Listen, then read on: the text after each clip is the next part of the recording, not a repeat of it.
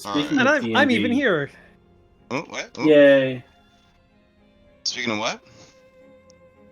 Lauren's here. Oh yeah, I saw that they were gonna make it. I was very, very pleased. Being down 1.5 people wouldn't have been great for tonight, but Wait, who's the half? it, It would have been me Oh. for like an hour, but yeah. Oh, I see. I get it things worked now. out. I get it now. Mm. I know, it's just, missing two people. What are you talking about? We're missing Leo and Oh jeez. Jason. Mm-mm. Sure. Let's see. I don't really like any of the moral dilemmas that are on here. Yo, wait, we're missing Leo and Jason the day we're probably gonna go fight the Abbot, and he's so against it. You don't have to fight the Abbot. I need to make sure you guys know that. So.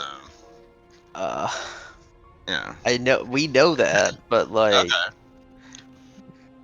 I feel like people's positions have changed since we last discussed fighting the Abbot. That tends to happen. Alright, let's see. Today's question is, what does your character admire? Oh, this one again. What does your character admire and dislike the most about randomly generated player character in the group? Okay. So I'll post that one in. While you ruminate on that, would anybody for a recap inspiration like to sum up what happened last week on Curse of Strahd? There's a number of things happened, but not too many things. If you're interested in doing so, please roll a d20 into chat. You're having a bad night with terrible rolls. Nothing like being able to re-roll them bad rolls. Right? Got a 15 from Father Raslav and a 9 from Anne. Going once. Going twice. Ooh, 14 from Robin. 15 on Father Raslav. Going once. Going twice. Alright, Father, what happened? So we approached the Den of the Wolves to see if we couldn't avoid conflict from the jump. We were able to speak with the guards there and verify that the boy we were after, the son of the burgomaster, was alive, but he came there of his own free will, and he was being cared for.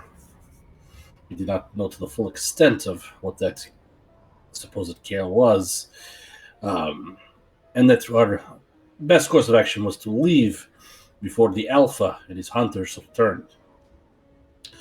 This was cautioned to us as he returned. We decided that, given that they are werewolves, that they are terrorizing the north, that we would put an end to that terror. We emerged victorious from the fight, goaded on by the undead unicorn in our party. And after slaughtering the hunting party, and took the severed head of their former leader and presented it to the remaining wolves. The children were turned over to us, those that were not too far gone. And we are presented with a quandary. The boy fled to this pack in the north because of the Abbot's abominations performing a great disgrace, robbing his late sister's grave, taking her body away, and then threatening to lace the springs with silver. That would surely kill any of the true-born werewolves in Krezk. And he will not return unless we swear to slay the Abbot. Again, I am for killing the Abbot, but it is a matter of balancing what is best versus what is desired. And we are now in charge of several children of various ages, capabilities, and ferocities. And we do not know what our next steps are, except perhaps we need to get out of the cold.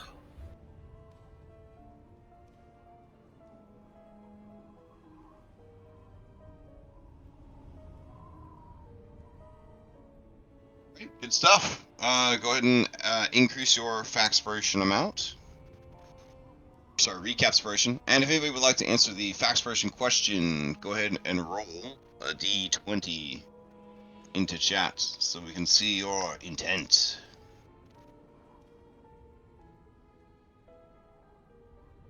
Alright, we got a 19 from Robin. Gonna be hard to beat.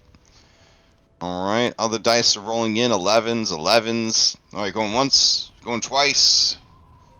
Alright, Robin. We'll randomly determine it. There are 2 player characters not here right now. So, you will roll a d6. Wait, that sounds right. No, d5. Yeah, there we go. Roll a d5. Alright, 5 is Jason. Jason, huh? Mm-hmm. Okay.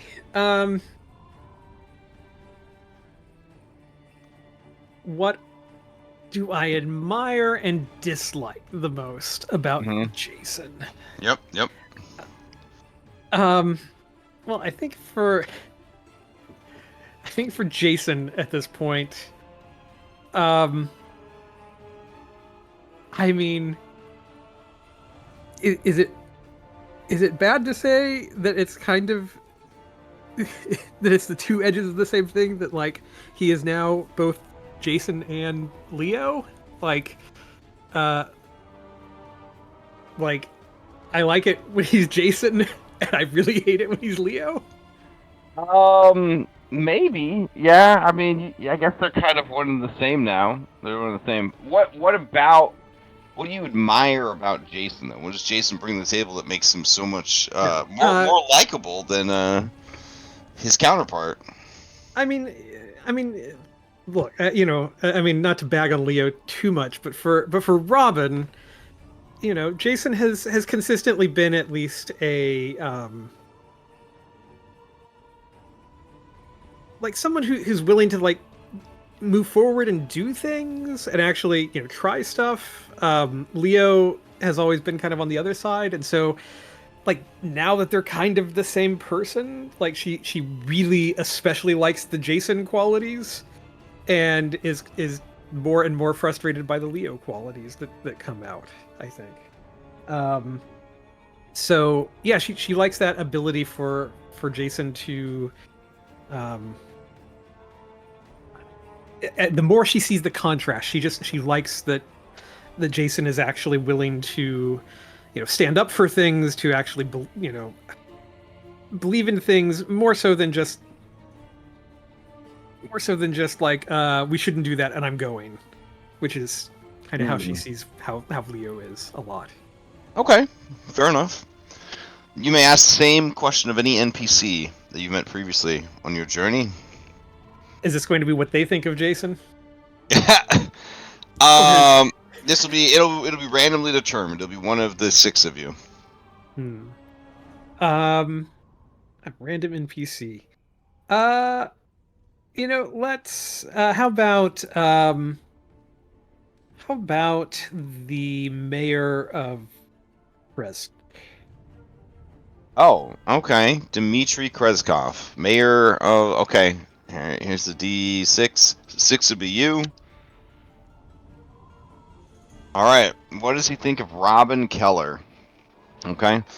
He thinks that Robin Keller. Let's see. The thing that he admires and dislikes. Okay, so he admires that a young woman has taken it upon herself to become a hero in these dark lands, and an outsider no less. What does he dislike the most about Robin? Some of the company she keeps. Fair enough. Fair enough. All right. Well, with all that settled, let me give you your boof, and then we can figure out what the heck you guys are getting up to tonight. Alright. Music ends. I apparently have to reboot my computer, so I'm going to switch to my phone for just a minute. Okay. No what worries. do you hate about Jason? I hate Leo about Jason. That's so mean. Leo's great. Leo He's- has a friend in Taylor. He's Fine. He's the frosted side of the mini wheat.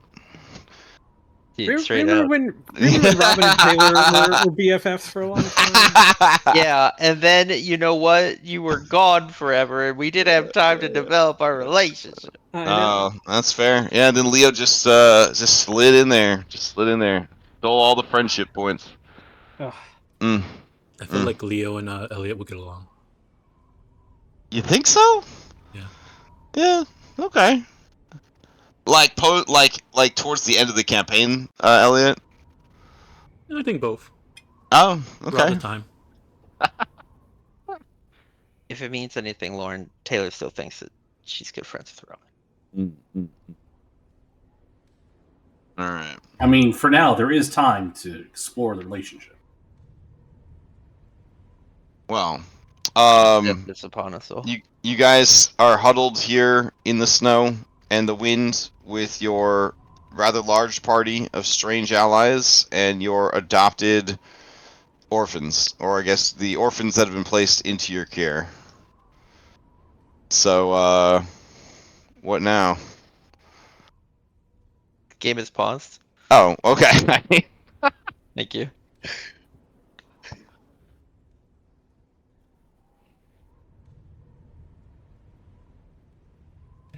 So we're taking the other kid, the one that we came here for, or not? I mean, he can't stay here.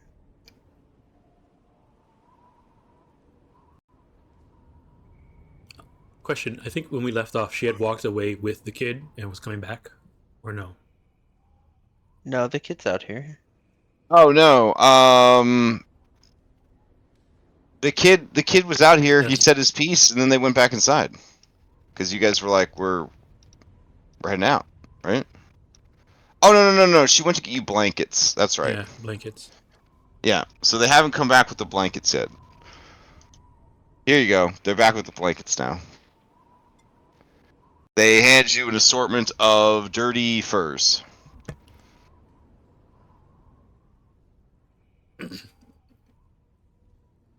And she says, "Here are your. These will keep you warm on the journey back to Krezk."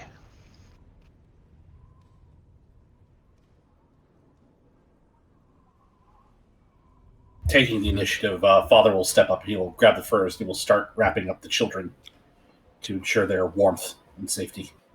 Seeing what you're doing, Taylor will help you.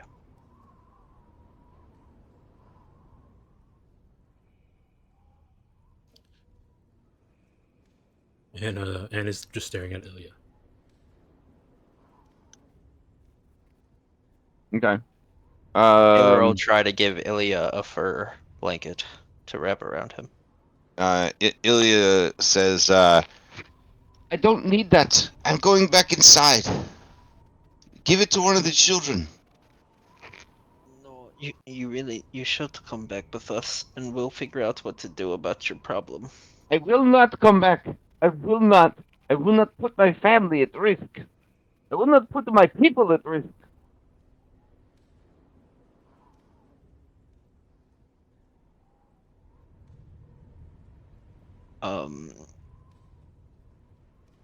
Taylor kind of looks at everyone for help. Ilya, I understand that what you saw was terrible. May I share something with you?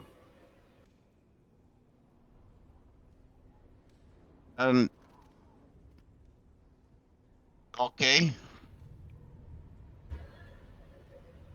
I used to live at the Abbey.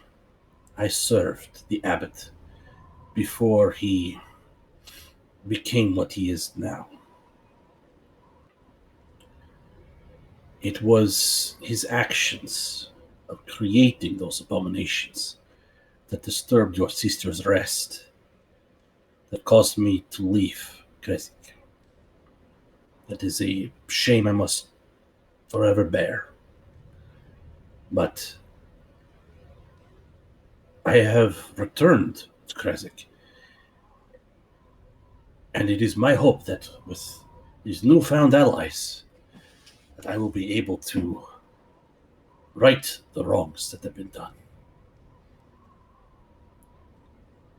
And I will take responsibility for my actions. I know that you feel that, given your age, that perhaps you cannot compete on the same level as those abominations, but with the right allies, much is possible. Finding your internal strength to persevere, to fight, that is what matters most. I know you seek strength up here, but know deep down that you are running away. You are not protecting your family. You are not protecting your pack back where you belong. Come with us. Help us face the fear and defeat it.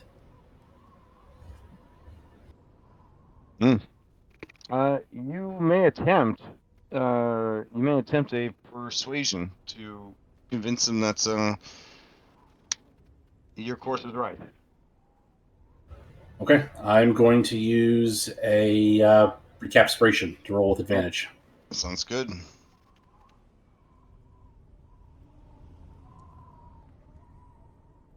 All right. Wow, it's a good thing you did. Holy shit! All right. So with that, he takes the pro-offered fur. He wraps it around himself. And realizing that he's naked, he goes back inside to get some clothes. As he does, the motherly wolf looks at you and says, I knew there was courage inside that one. Thank you for bringing it.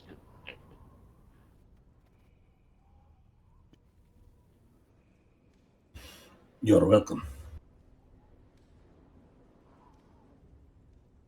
All right. A few minutes later, he has returned. He hugs motherly wolf, and then he goes with the other children.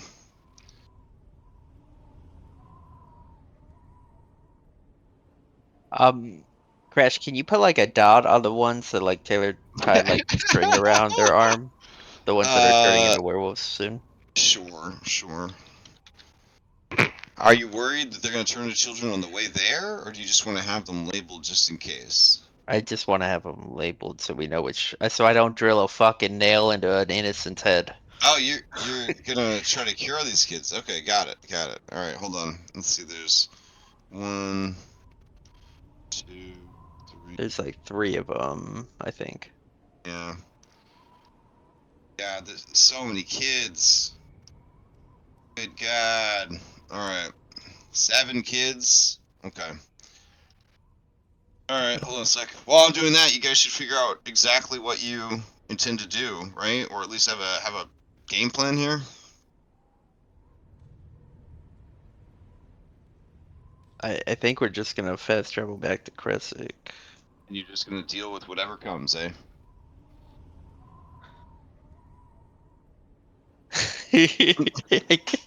I guess. I don't know what else we would do. Gosh, can't when have we We ever? can't take him to Baba Lasagna.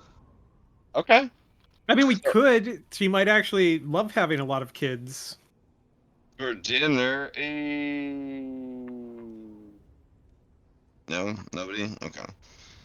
There's a reason why she's called Baba Lasagna. Baba meat translates to eat kids. Is that right? Yeah, baby speak. Oh, okay. Let's see. All right. Anyways, I'll remember which 3 it is. Don't worry. Okay. Okay. It He was was- those two, and then this guy stayed behind, right? Yeah, because he was the other one. Oh, He was very yeah, Yeah. kill the. yeah, he was like, I want to be a werewolf. And we were like, sure, bro. Yeah. Yeah. So then there's this one, Darzan or whatever, and then this guy right here. Okay. Achievable and motivated, I think was the other one. Which one? Motivated? Yeah, this one right here. Yeah. Motivated? Is that motivated? Yeah, who's achievable and motivated? Okay, got it. Alright. Sorry, again, I didn't think these kids would make it this far, so I didn't even give them names. There's Archie and um uh, the name is starts Well, with M. this guy's name is Merrick. And there's Wendell over there. And Wendell. I don't think we're forgetting Wendell. Wendell's officially in the party, according to Jason. He's a B team. Yeah. Yeah. Oh no, he's not a member of the B team. He's No, he's a torchbearer, right? Torchbearer. Yep. Yeah. That's safer than the B team. His torch is Oh! is a phone light. He is safe until Leo dies. Then he is fair game. Oh my god. Or if Leo is not there. Oh no. You are fucked up. Oh yeah, because if it's Jason doesn't have a torchbearer. Yeah, Jason doesn't have a torchbearer ability, so why would it be in effect? Oh. Oh no. Yeah. Does Krezk sound really quiet for anyone else? I've been hearing that a lot lately. Yeah, that I've been coming you're in good. It's quiet. like you're going in and out. It's like I don't know your what's mic is wrong. Like, it's did like you your switch mic to is like a turning. desktop mic? No, it's the same headset I've been using that- forever. Yeah. It's like the mic on your headset like turns away from your mouth after a certain amount of time, and then it comes back. I don't know. I'm Yeah, you not sound good now. moving it. You're That's good now. weird. Yeah, you're good now. I've been dealing with it for like 2 weeks now, though. All right, so let's calculate your route back home. Let's see. We're not home, but back to Krezk. Unless we want to hunt, Okay. hunt bears while we're on our way there. Yeah, it's up to you. Do you want to roll for random encounters, or you just want to I guess not. We probably shouldn't do that with the kids. with the kids? Okay. All right. I'm so- just saying, I almost killed Crash with a bear a couple of weeks ago. I That's feel not- like if we go hunting for a bear, there could be retribution. My bear is definitely not as strong as that bear for sure. It would be 4 hours. Oh no, because it's difficult terrain. Hold on. With these kids, things are going to go a little bit slower than they were before. But you could get back with what? Three checks if you did fast travel, but it'll be 9 hours with these kids in tow through the snow and everything like that. So I'm assuming fast travel then. Mm-hmm. All right, somebody give me a d20 to determine the weather.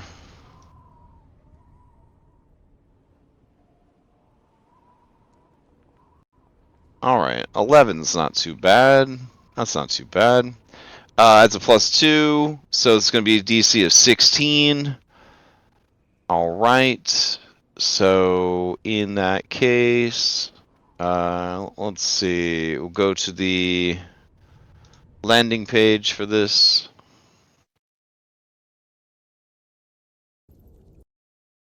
Could be. All right.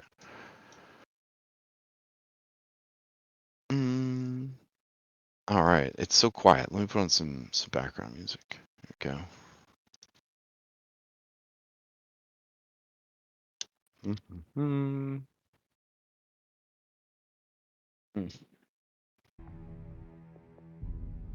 All right. I'm gonna grab. Jason's not here, so we'll just grab the 4 of you to do these checks. Well, you know, Darby's not here. Here we go. Jason might not be here either. It's true. Okay, I'm gonna roll randomly. We'll take them in order. All right, Father. Survival is always allowed, but do you have another skill you want to use? Also, I guess I should ask, before you guys make this long-ass journey, you guys haven't rested since you traveled up here. So the children are rested, but you guys would be traveling past your normal amount for the day with these kids in tow. Does fast travel not include camping? Well, it can. If it includes it, it's going to be one extra check. So it'll put you up to 4 checks total. So that's fine. Yeah, all right. So let's get these 4 checks. So Father, what are you doing? So Father's would be the camp check. Well, no, we're just taking them. I just need 4 checks. It doesn't really matter what order they're in. Like in the. Oh, I meant for like roleplay bullshitting. Oh. Okay. I don't know. Father, you there? He Did hasn't we said lose him? anything. Oh. He's not muted. Nope. And he's. Oh, yeah. He said he's been having internet issues. Can you hear me now? I can hear you. Yeah, I can hear you. Okay. Sorry. Anyway. No worries. So Father will use perception to try and pick out the safest path and Sure. avoid possible wild animals. Who knows? Mm-hmm. All right, DC 16, go for it.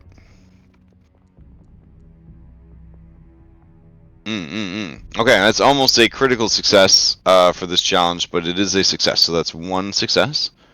First check is Dunzo's. Anne, check. All right. She's gonna use athletics to move trees out the way, push stuff out of the way, because especially since we have all these children, make sure there's enough room for all of us to be traveling together. Okay, go ahead and give me the check. Oh. All right. Well, the difficulty was a 16. However, for these, a nat 1 is always at least 1 failure. So that is going to be a hindrance if you keep it. I'll use an inspiration to reroll. Oh, okay. Go for it.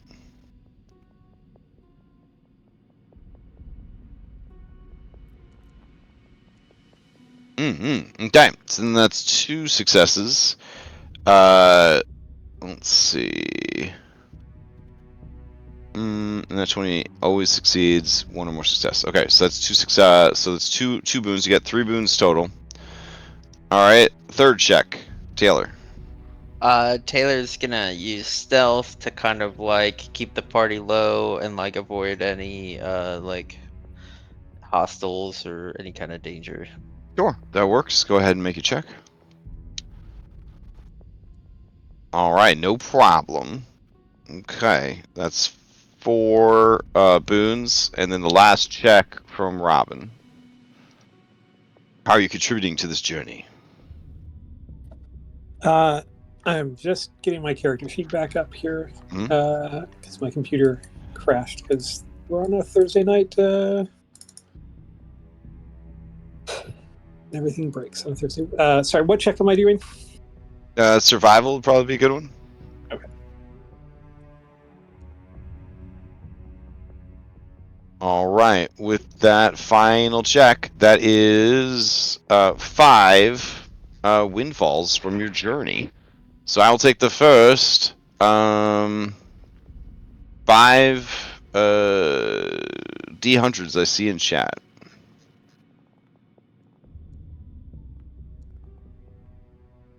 Okay.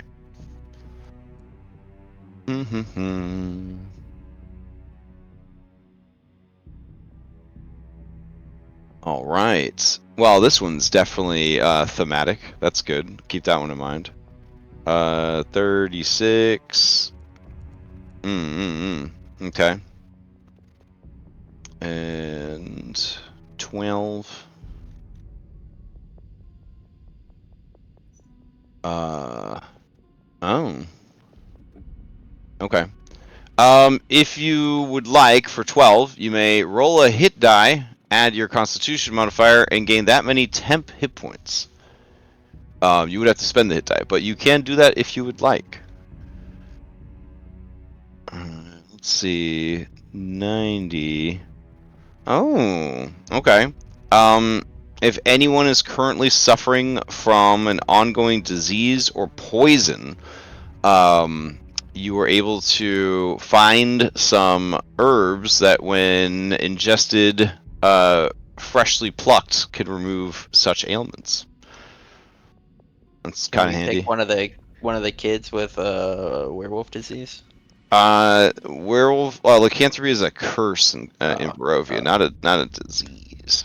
Let's see. Sometimes they call it a disease, but it falls in the curse category. Does it cure bipolar disorder or multiple personalities? Definitely not. That is also a Oh. curse. Yeah. What can, I what can we tried. do with a hit die? There's a lot of curses in Curse of Strahd. You can expend a hit die to roll it, add your Constitution, and gain that many temp HP. Gotcha. Let's see. 24 clear skies. Okay. It creates high spirits. You have advantage on your next Wisdom saving throw within 24 hours. Oh, that's pretty good. Alright, I'll add that effect for you. High spirits. Oh, cool. Caps lock. Love it.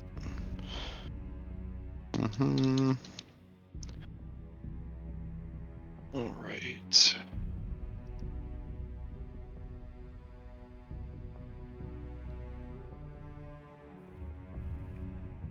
It's basically Heroes Feast. Basically. Yeah, definitely. So let's see. Grab you guys and apply high spirits. Cool. And let's see. This last one was 90. No, that was the one that got rid of the diseases and poisons. 24 is that. That's temp HP. 36 is irrelevant to what you're doing. But the first one you guys rolled, which was 12, perhaps it was, wait, that's not 12. So 36. There we go. So 36 is Heroes Welcome. When you guys arrive at the town, boy, are they happy to see you. So happy, in fact, that they are going to throw you guys a feast. That's a great time to drop this news on at the feast. All right. So we'll take you guys back to Krezk.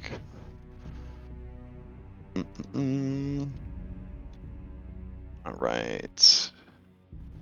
Village of Krezk. Krezk. Here we go. Copy this. That right there. Goodbye, werewolves.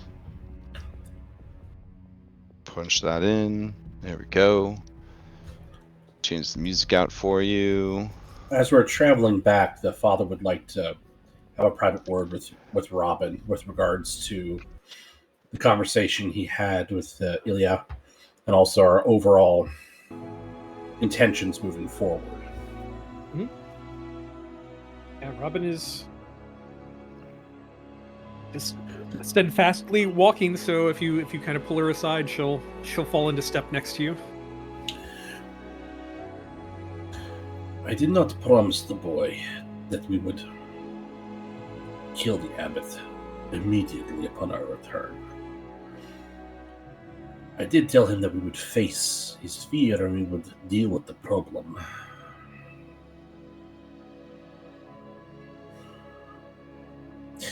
My thinking is still that, in agreement with your party as a whole, that if we were to kill the abbot, that might cause more problems than solve. But I had a thought. I grew up at the Abbey. There are many ways around that place. There might be a way we could get to the Abbot directly and deal with him before his abominations make an appearance, as he calls for help, or to do enough damage that their interference does not matter. Combine that with perhaps the denizens of Krezk rising up and dealing with the problem. If word gets out to to the Dark Lord's allies that Krezk itself took care of the Abbot problem. Perhaps that in and of itself might be cause for them to again steer clear and leave it be, at least for now. Still maintaining some balance, some distance, without having to suffer a crazed creature like the Abbot. Robin's going to kind of nod for thinking this through for a second. She's going to say, the more I have learned of this Abbot, the more I feel we need to destroy I'm not even sure how much of a soul it has left, if an angel has a soul. I wouldn't worry about it at this point. His actions should tell you all that you need to know. She's going to nod. She's going to say, the boy and his family, they are obviously strong and they can control the curse that is in their bloodline. Unlike the other wolves that we have met, their family has been in Krezk for quite a long time as the leaders, correct? Many generations. That is correct, yes. I am certain that on their own that they are no match, say, for the Dark Lord, but I mean, we have seen the strength that lies within werewolves. They're quite strong creatures, and if their pack is reunited with their son, and if they feel like they are defending their home and their people, I'm sure they would fight ferociously for the things that they love, the town that they guard, and have stood for generations, as you say. To me, it seems that if the Dark Lord's eye turns against the town, there's probably little that anyone can do to stop it, short of some sort of large defiance. But barring that, his gaze will sweep across and do what it will. Aside from that, I feel that the best hope that this town has is for the Burgomaster's family to be reunited and to feel that they are able to fight in a whole manner and in a way that they are fighting for the things they care about. And if this fallen angel is there poisoning things from inside, yes, perhaps he has shifted the balance of things and kept elements away, but he also himself is a dark element that plays upon this board, and I would see the board simplified, less pieces in movement, so we know more of who will strike where and when, and truly where power lies, and the better moves that we can make. If you know of ways that we can get into the Abbey, and if you think that we can get in secretly and strike quickly and decisively, and with little commotion, you certainly have my support on this.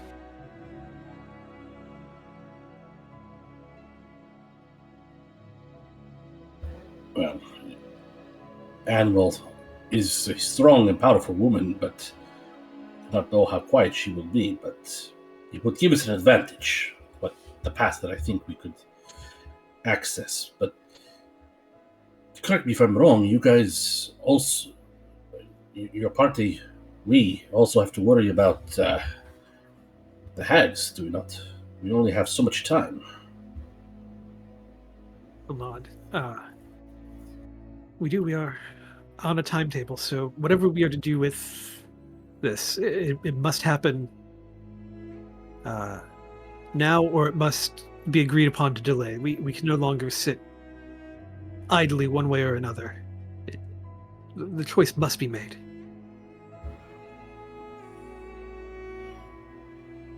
I think my insider information will help us, but to go from one bloody battle to another bloody battle to face against a monstrosity like the Baba, perhaps we should muster our strength, heal our wounds, pick our fights. Indeed, The Abbot has festered, but with the right planning, perhaps he can be held at bay until we can return. For the boy, for Elian, is there a way that we can keep him safe until we are able to return?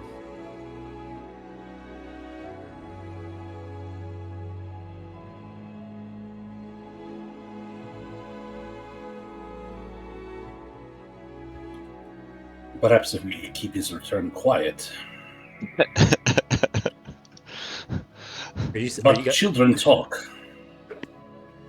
And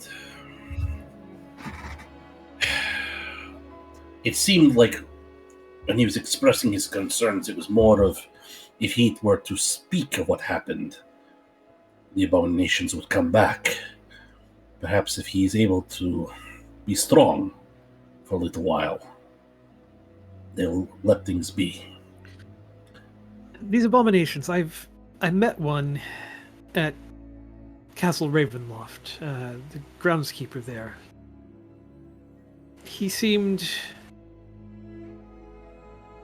odd, but in a reasonable sort of way, if I may say so. You, I know, have more knowledge in dealing with these abominations.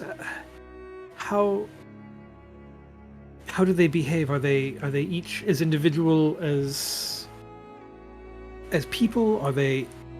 Are some more violent than others? Are they strong like werewolves? Tell me more about them. Oh, so Father, mongrel folk is the official name, but the creatures that were created with the Abbot's hands, they are amalgamations of humans and animals, sort of deconstructed and reconstructed in different ways, never really to the benefit of any of the contributing parts. Their existence and creation is so painful that most are completely insane or go insane eventually. Every now and then there are a handful that retain their sanity, or at least enough of it to be of use. That whole family line that came down with lycanthropy, they came down with leprosy and sought out the Abbot for healing, and ended up like they are now. Their whole thing is that within their family line, everyone is born with some exceptional talent at something. They became so prideful of this that the family turned to violent and sometimes forced incest to ensure that the family's great bloodline blessing would not be stolen away from them. These actions and this attitude were considered so abhorrent that the gods themselves cursed the entire family line with leprosy. No one would cure them. No one could cure them, even when magic was still in these lands. And even outsiders who came to these lands were unable to provide any way to remove the leprosy that was running rampant through their family tree. So they turned to the Abbot for a solution. And his solution was to remove the bad parts and put new parts in. Because of that, the mongrel folk all have different abilities. Mechanically, they're just rolled off of a table to see what abilities they have, so they're completely unpredictable. Some of them have spider parts, some of them have alligator parts, some have dog parts, cat parts. All the signature moves of the different animals, they may have access to them. But at the strength that you and your allies are at, they would really just be, like most low-level things now, only a threat if they were to land a critical hit on you guys. For the most part, they would be an annoyance, but if they came to the Abbot's aid, their numbers could surely provide some benefit. Are kobolds on that table that you roll? Kobolds are not animals, but wolves do provide pack tactics. Okay. Yeah. You also know that he was tinkering with human parts and building, entirely with human parts instead of animal parts. And that you're not sure how things have gone since then. But you do know that he had one success, in so much as he created for mechanical purposes, a flesh golem abomination, which does patrol the grounds of the Abbey. Okay.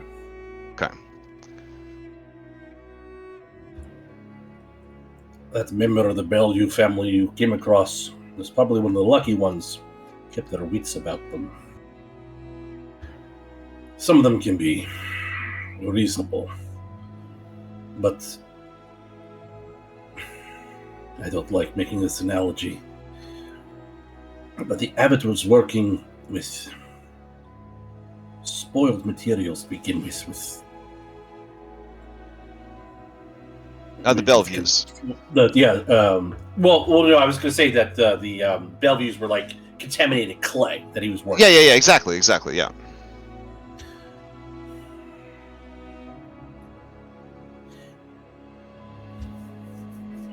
We would have to be wary of the golem that he created. He experimented not only with mixing man and animal, but just parts of man.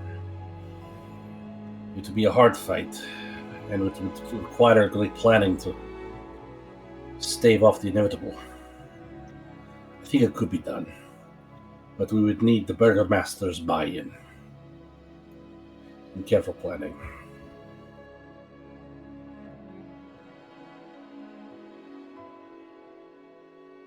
I think, as you say, it could be very difficult to try to go fight Baba Lasagna.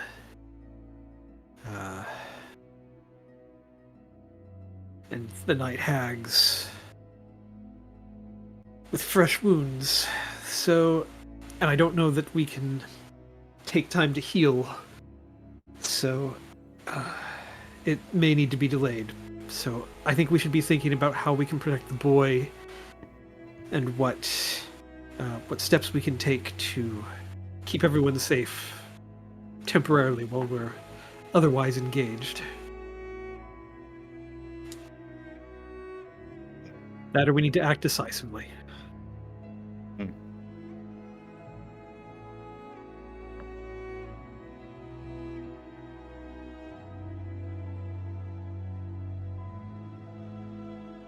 We cannot take him with us. We will have to find some way of protecting them there in the town. Perhaps, setting aside water into the vans to minimize the chance of poisoning, and alerting the burgomaster. Change his guard layout. Focus his resources in a more effective manner. It could make a difference. Do any of us hear any of this conversation? I don't know. You guys were traveling for, because of the kids, about 17 hours. Like a trip that took you guys a few hours, with these children being like unprepared, and many of them are small, and there's just a lot of shit going on. You had to stop for the night. Yeah, so you would have had plenty of time for them. They would have had plenty of time to have this conversation apart. Though, I would say, it is important for you guys to be of one mind. So whatever you guys decide to do, it'd be good to have all that information out on the table. Things are going to either be relatively easy at the level that you guys are at, or potentially campaign ending, depending on what you do. There's not really a good middle ground anymore. The father would not keep secrets, so if Okay. Anne or So anybody else asked, after he you would ran share. that, yeah. So after you run it past Robin to kind of get a sense of how she feels about it, using her to kind of gauge this information for the rest, you present to the rest of the group. Then, like what you know, and of the Abbey, the Abbot, and potentially a secret way in. Yes. Okay. But also, I will say, acknowledge I want this, but I also am helping you. And we had this discussion before, and it was decided that perhaps now is not the time. But if we could find a way to protect Ilya and his family while we go deal with the hags and come back, perhaps that is a way. So, and we'll probably say, it was just two things that said they'll send the Abbot if he said anything. Doesn't mean they're gonna do it. Just try to scare the little kid away. If they find out what he's been doing, of course they might get upset. Doesn't mean they're gonna go storm up there right ahead. They have a bunch of people to protect.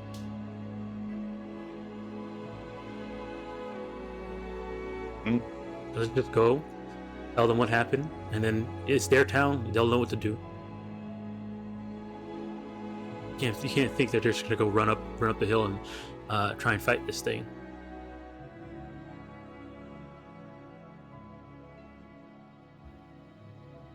You are not wrong with your logic, but never underestimate how a parent might feel about their child or their child's body. I mean, it took them this long to find people to go find their kid who ran away. Seem like people that think.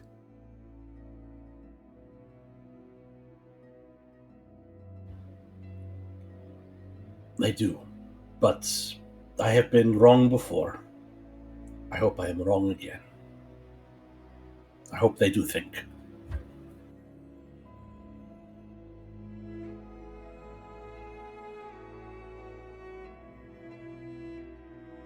But emotions, they can ride high. Make a wise man do foolish things, and give a fool pause. Such is the world.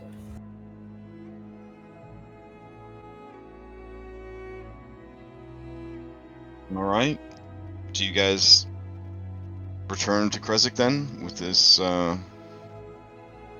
these children and your tale of what has happened? I think we kind of have to. But if we need to vote, I mean, we can put a poll up or something, or... I mean, it sounds like you guys at least need to drop off the kids. So yeah, we could just figure everything else out in the moment. So, all right. You guys arrive back at the town around 8:30 in the morning. The children are tired and cold. And Valentina motions to the guards who let all of you in. You are greeted by the burgomaster and his wife, and when they see their boy, the burgomaster declares, "My boy," and he rushes towards him, and the baroness rushes towards him as well.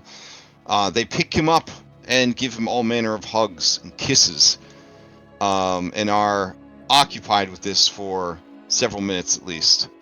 Robin will he- look over at the priest and just be like, "Well, so much for a quiet welcome." He will not speak of things. He answers their questions sort of non-committally, saying that he is tired, but that he is happy to see them. The burgomaster declares loudly, "My boy has returned. We will celebrate this evening with a feast." And there's cheer, and then out of nowhere you hear a tambourine, a fucking trumpet, and Krezk is off to the races. They're very excited about the return of this missing boy, and how happy their leaders are.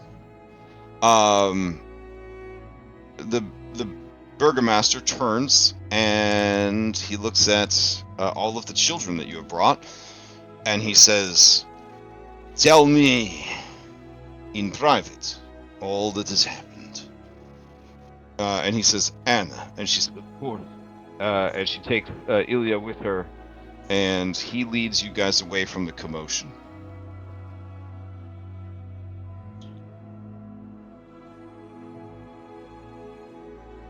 Well, where was he? With the wolves? Yes. Yeah. Did you have to kill them all? No. Not all of them. I'm not sure Just if the I am ones in charge. Emil? Zaluka? No. Who?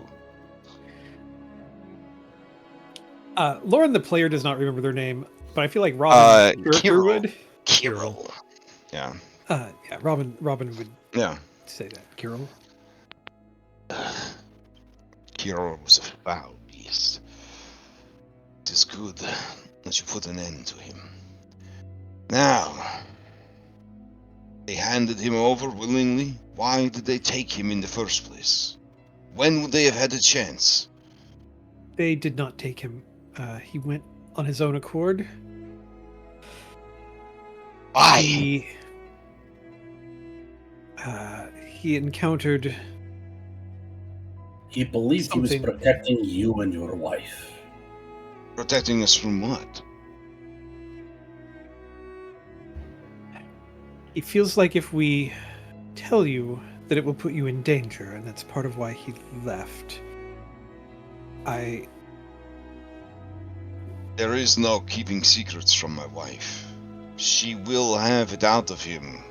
It's only a matter of time. Perhaps if you tell me, I would be better equipped to deal with that sort of fallout. If he knows he can plan, he can protect his family and the town. You just tell him. All right. There were abominations from the temple, from the Abbot. From the abbot. The Abbey or the Abbot? The Abbey. From the abbey. Creatures who came. I have heard the rumors of these creatures. I've smelled them on the wind. They are the Belleviews and their descendants. Those cursed things that went up the mountain, never to return.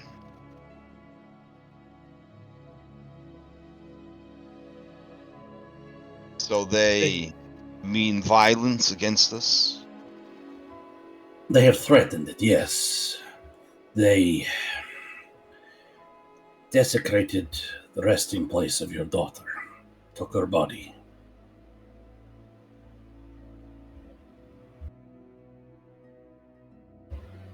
Your son witnessed this, and he threatened to poison the water supply with silver if he said anything. You see that his eyes are now wolf eyes, and he's breathing very heavy. His nails are growing larger, and his mouth is distorting as his canines are kind of taking over space in his mouth. You hear that telltale sound of skin and muscle and bone shifting. Wait. cracking. I cannot imagine what you are feeling, being an orphan myself, being raised away from my family. But now is not the time. Save your strength. You must rely on your cunning, your wits. You want to defeat these creatures. I have visited her grave. It is not disturbed.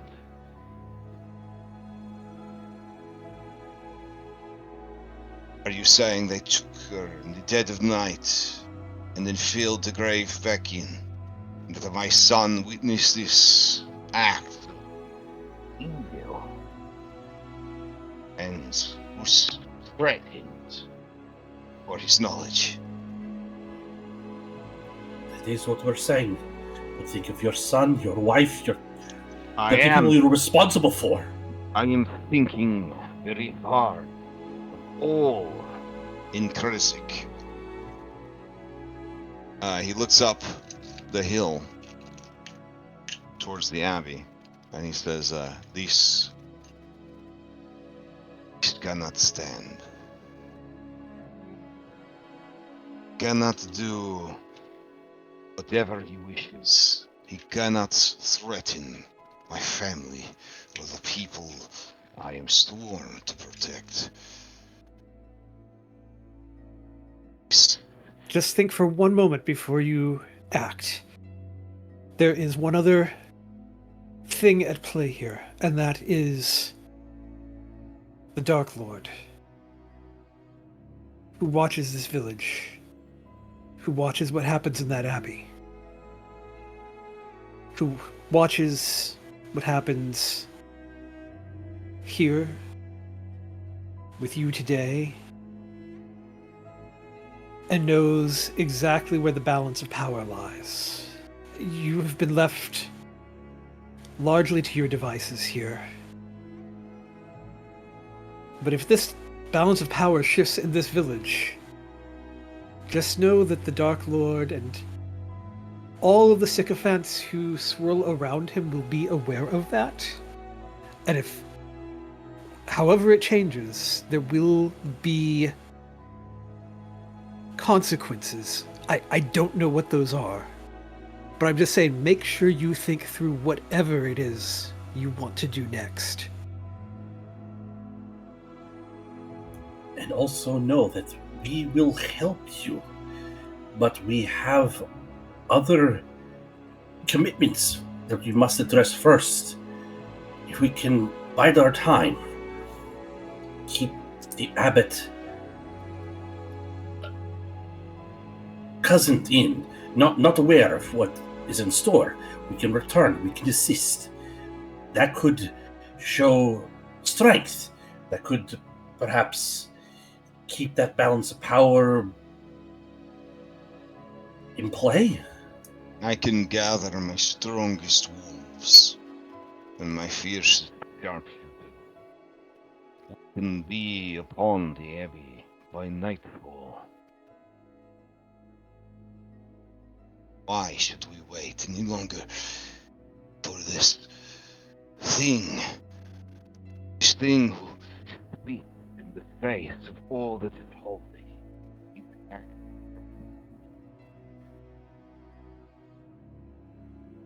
we give it time. What is next? When he runs out of dead meat, when does he start taking fresh? He obviously has no limits, no boundaries. Nothing is sacred to this monstrosity anymore. And he spits a fat, drooly wad into the snow and hits it, a little steam coming off of it.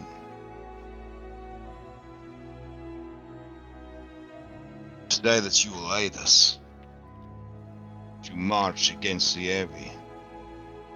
Right?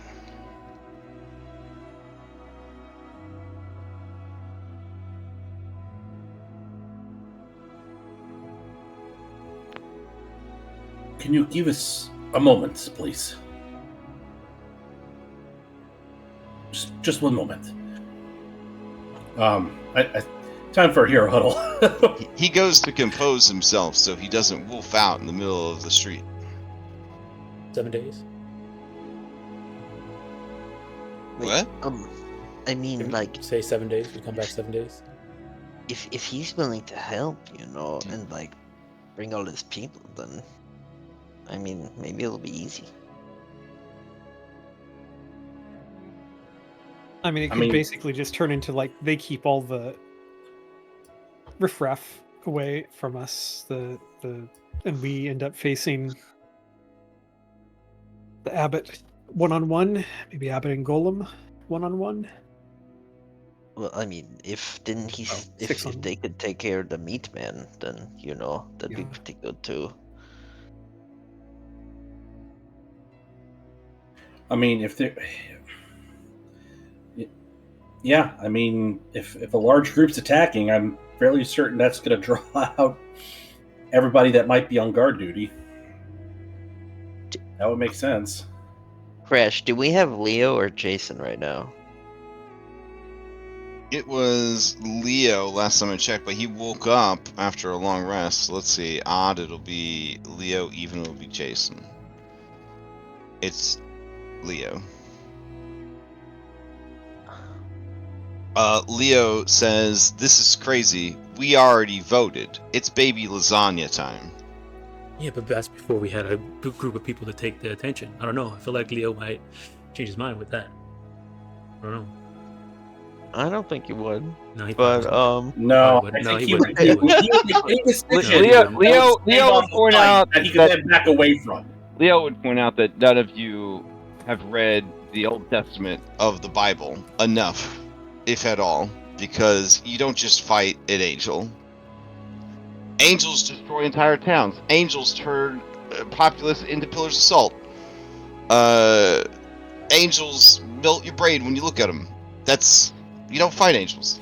We literally just killed like 10 werewolves, right? Like angels and werewolves, kind of like same. No, same different, story. different, so different. Look, I don't know what this No. Bible is, but I don't think you put them in the same category. Mm-mm. Also, we need a rest to get rid of Leo's bad back. Yeah, and Robin has a wound as well. He's got a bloody wound. Oh, it's 8 o'clock. Well, he said tonight. Yeah. I mean, why would he even wait for us? It seems like he's pretty intent on going. And like, so the reason why I didn't want to kill the angel was because I felt like the angel was just like protecting the town. But like, if these guys go and fight him, then what town is there gonna be left? Yeah, I feel like We at this should point, help them. if they're gonna go do it, we need to be a part of the fight. Also, if the Abbot's gonna go in and poison the water and kill everybody here, then what town is he protecting? Yeah, I mean, we saw, he was like, his bones were cracking, and this guy, he seems pretty serious about what he's gonna do. So maybe we should tell them to like, have some people watch the water, make sure it don't get poisoned, and then we go, and maybe they go up the front door, and then we go in the back door, like the daddy Father Radislav. thing, and then we just go in, bang bang. Yeah, Father Radislav, if you know a way that we can go in more quietly while they create a louder diversion out front. We're doing that tonight. Or we're doing it tomorrow That is night. what the Burgermaster seems intent on. We could Maybe they have try some- and Regardless put it of off what the for a burger- day. Yeah, regardless of what the Burgermaster says, are we doing it tonight or we're doing it tomorrow night? Maybe there's someone in town who could heal. Oh, The isn't bath? there the spring? Yeah, We they could go- go they to go the to- bath. You go to the bathhouse and get a massage. Yeah. Maybe that'll fix Leo's back.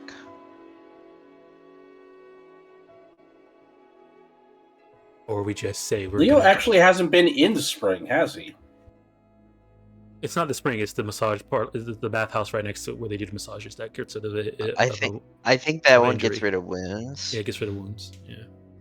But I think Okay. the Yeah, spinal injury is bone damage. He yeah, has to but roll to recover that. can't you like I thought that you could like use the spring one time and heal from anything. Well, what I'm saying is, if we go and get a massage, that's one wound gone, and then he just has to rest one night, and then the injury goes away. I don't think there's gonna be time for rest. Is what I'm saying. Why not? Because he said we're going tonight. Have you asked him if we're? Anne's gonna turn over and look at the burgomaster and say, Maybe we could attack in the morning delay one night, tomorrow night. or tomorrow morning. That works. We could go first thing in the morning. You know, wake up, go on a run, go kill an angel. He nods. By morning. He says, That'll- that'll give me one last night to He was my wife and reunited with my son. Time enough. reach out to those I trust the most. Yes. And in the time that you guys were talking, his head seems to have cooled.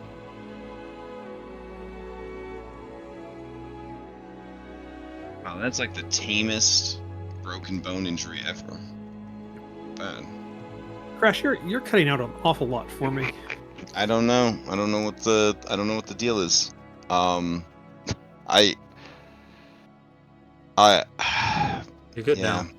Is your headset? Is it a hard cable or is it Bluetooth? It's Bluetooth. I mean, I could try disconnecting and reconnect.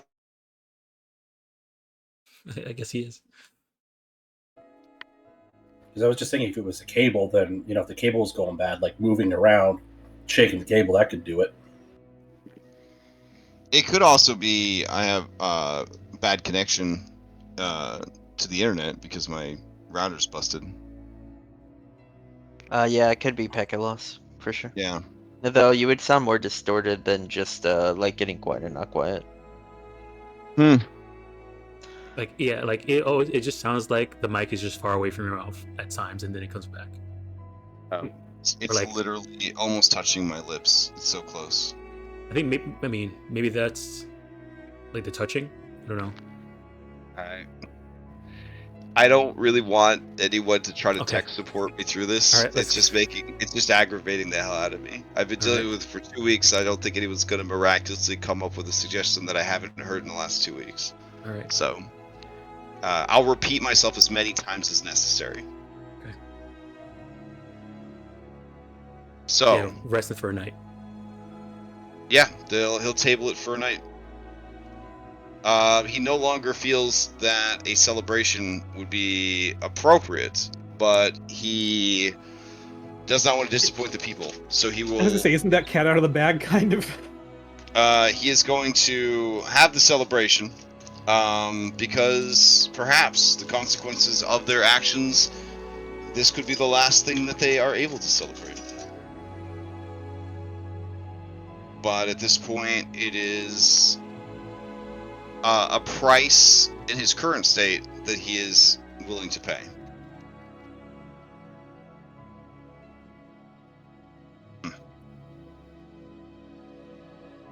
Okay. So, you guys are off on your own devices until evening when they have the celebration. I guess we're gonna go get massages. Okay. Sure. Weren't we promised like all the treasure in the world if we went and did this thing? You were promised 600 gold, which I guess What? It was like 10k gold.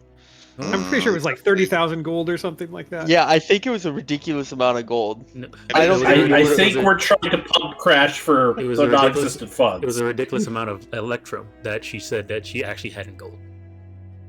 It was 1200 election, which is six. It was 600 Yeah, gold. 600 gold. Yeah, 600 gold. We did this for 600 gold. I hate myself. What? It This was is super. easy. It was a super easy fight. I don't Yeah, know. I guess. Yeah, it's not the fight that I'm mad about, or not. I'm not mad, but like the consequences of the adventure. Hmm. I paid 600 gold to fight the Abbot. To decide to fight the Abbot. I mean, you could have fought the Abbot anytime. Yeah. And not get Yeah. 600 gold for it, you know? I mean, this way we have the full support of the town to go do it. Like, we could have done it, and they could have kicked us out of town if it had gone out the wrong sort of way. So, All right. Yeah, there you go. I'll add the 600 know? gold to the purple boarding services. Okay. how much do the massages cost? 20 gold per exhaustion.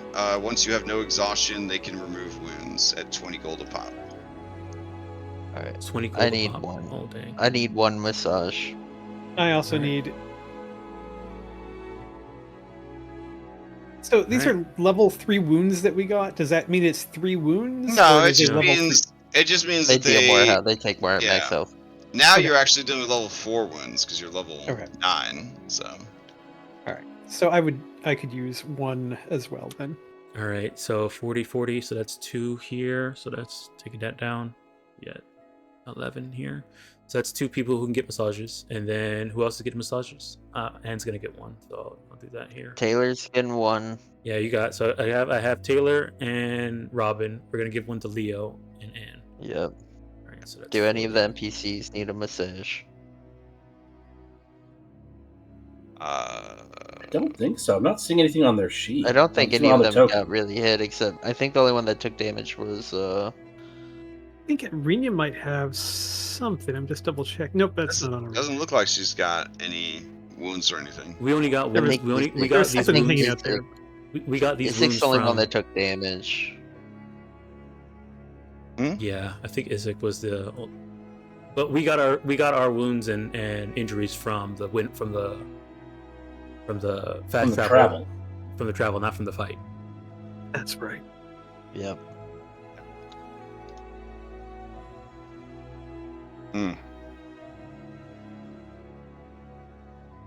Okay. If you want to fix Leo's back so that you could bring him with you, I do feel super bad about taking this fight without Darby. it'll be fine. It's not like you guys are gonna get his character killed. I mean, if you feel that bad, you could say that he had to sit this one out because of his back. Nah, no one took some. Wow. Okay. No, You don't feel that bad. That's a group choice. That's not a me Well, choice. if he wakes up as Jason, Jason's gonna be the one that wants to go do it. That's true.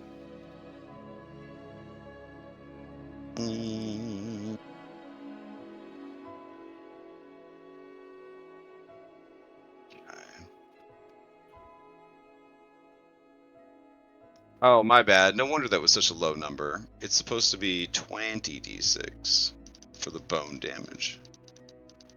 It's like, dang, that's like the lowest I've ever seen. I mean, also, Leo could have been persuaded by the events that transpired. I mean, Because Darby wrote in that Leo doesn't really want to fight the Abbot after everyone was saying we couldn't fight him, and that it might open up, to bigger threats. I mean, the town's in for it. We've talked about maybe establishing the town as a stronger entity by taking these actions. Maybe he's persuaded. Who knows? No, I doubt it. But hold on, who knows? He might wake up as Jason. Oh yeah, and That's probably the best bet. Mhm. All right. I'm gonna spend all of his hit dice to try and Blood of Heroes. Before you do that, have him drink. Wolverine. yeah, have him drink the drink flask the with flask. Irene doing the medicine check. Okay. I'll leave that to Irene's handler.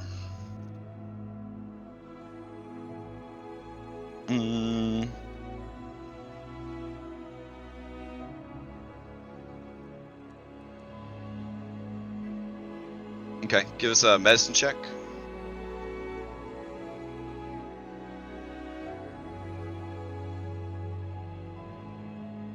Okay, and the DC is a 15 for that, so that is going to be the full amount, so that's 36 out of the 68 that he needs. So he's more than halfway to fixing his back, thanks to magic. Now I'll roll some hit dice.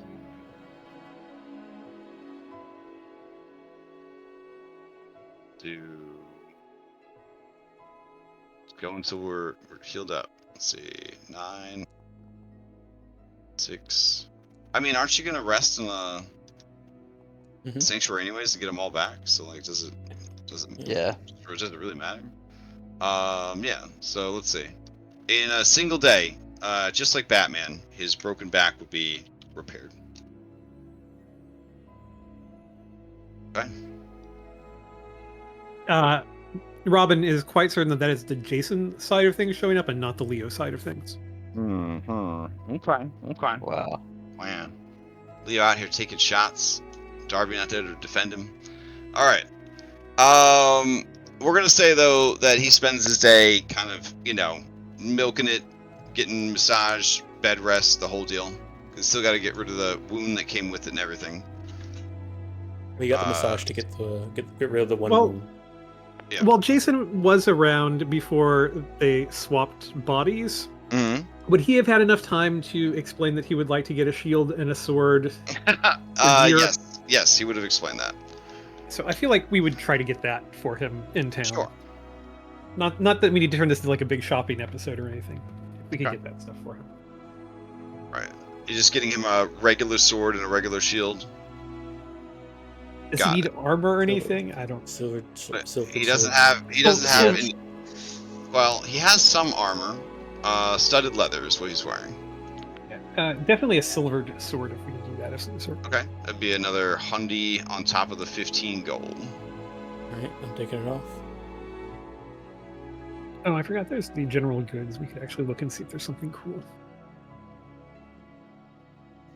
Yeah, there might be a magical sword. And honestly, I don't think a silvered weapon is going to hurt the angel, if I'm being honest. Just a heads up.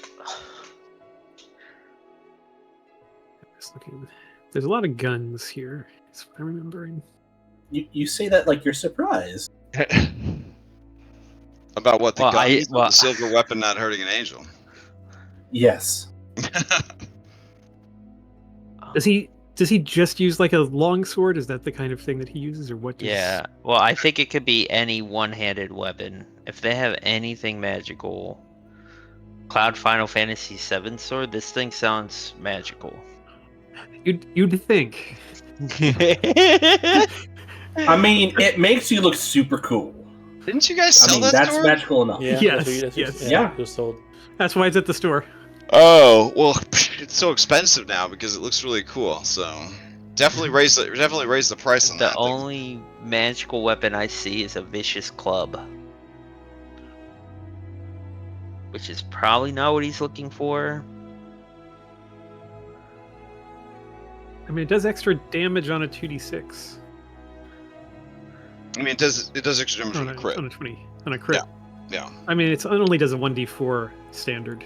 Yeah. It ain't But- great. But Jason has an ability that lets him use anything as a sword. Oh, as a longsword? Hmm? And like as a longsword? Yeah. Oh, dude, let's get him that vicious club then. Isn't Jason a crit fisher? Yes. Does he still have his hack frenzy thing?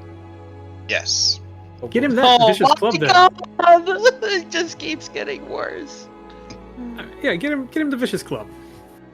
350 gold. Goodbye. We No, still have yeah, I the think purple. it's a great idea. And you know what? When he's Leo, I think he could tie a rope around it and throw it. And you said he just has what kind of armor now? What kind of armor? He just has studded leather. Wait a minute. Isn't Leo Dex and isn't Jason Strength? You know that like fuck this shit, I'm out. Like, yeah, I don't know. I don't know what to do. Cause that means he's not. Does he have proficiency in it? Well, he's. Like Does he he has, have he has Jason has this ability. Any roughly sword-shaped object counts as a longsword to you. Keep in mind, durability and damage type is still limited by whatever that object is. Roughly sword shaped, though. Club is sword shaped. He was using like a stick in the Table leg, Yeah, a table. I think. So should we get him? Why don't we also get him like a rapier? Because they're only like 25 gold. And Wait. Why do you want to do that? Because he uses the club as his longsword. So the club is a longsword's damage. Yeah, it would just it'd be like a bludgeoning longsword at that point. Yeah, that's true. Yeah. Well, I didn't know if we wanted to get something silvered as well. That was Well, magic has nearly the same purpose as silver. So like, I think a magic weapon is probably better overall. And a rapier's 25 gold. All right, so, so we can get he Vicious do? Club. I think vicious club, and then a shield is 10 gold, and then can he do medium armor? Like what does he have proficiency with? Heavy. I mean, he's a fighter. He's a fighter. He's got all the art. Well, Jason has all the. What's the overlap in terms of armor for the two of them? Does Jason have at least a 14 dex? Leo can use all armor and shields and all weapons, just like Jason. Okay. Does Jason have a 14 dex? Yes. Doesn't matter. Okay, then I think we should go medium armor, because that's the best of both worlds. Like, would Jason probably rather have plate? Yes. Would Leo probably rather have studded leather? Yes. Medium armor's in the middle. They both benefit. Because otherwise, like, I don't think Leo can handle the strength requirements of, like, heavy armor, and he's just going to be slow. Leo's pretty strong. Yeah. Oh, is Leo pretty strong? Yeah, because He's a Jason's 14. pretty strong. Oh, yeah. Okay, I got you. Oh, then yeah, I say heavy armor if that's better. I would say Like the best splint AC mail? for the buck. The Probably best splint AC mail. for that buck. Because it's 200 gold for a 17 AC. Yo, that's so expensive when we could just get him, some medium armor for cheap. How much What's cheap half medium pla- armor? oh, You're half- thinking of a breastplate's $500. Oh my god. Yep, split mail sounds great. And some splint armor. Question. That's do so we much wanna- money we're spending on him. That's so much money. Mm-hmm. What's the question? I was gonna ask the group if we wanted, they've got like, where was it? They've got a vicious bleeder. A couple of vials of that. I don't know if we would want to use that on some of the weapons that are not magical, as well as a smokescreen arrow. I don't know if we want to pick one up. It might be useful. Well, for one AC less, we could get him chainmail, which is 16 AC, and it's only 75 gold, so it's 125 gold less. I'll leave that to the group. Wait, so chainmail gives 16. How much does scale mail give him? Scale mail is 14 plus 2, so 16. So scale mail is even cheaper. Scale mail is only 50 gold. It's plus 2? Yeah, well, it's 14 plus 2. It adds 2 dex since it's medium armor, right? Yeah, it's medium armor.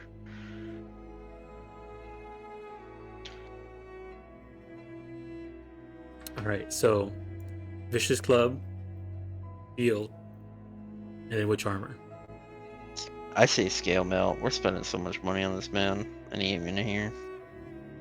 I love Darby, but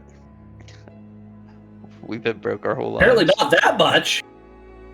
I'm the one that said I'm buy him the kidding, I'm fucking kidding. 400 gold magic weapon. What was the item that you suggested? The vicious bleeder vial? Yeah, there are a couple Those are- vials of that. I could just, if we don't want to spend money on a weapon, and we're okay with Jason not having a shield, I can give him my silver great axe. I think give him the weapon. I think it's worth it. The vicious lance. If you guys are so against spending the We're- money.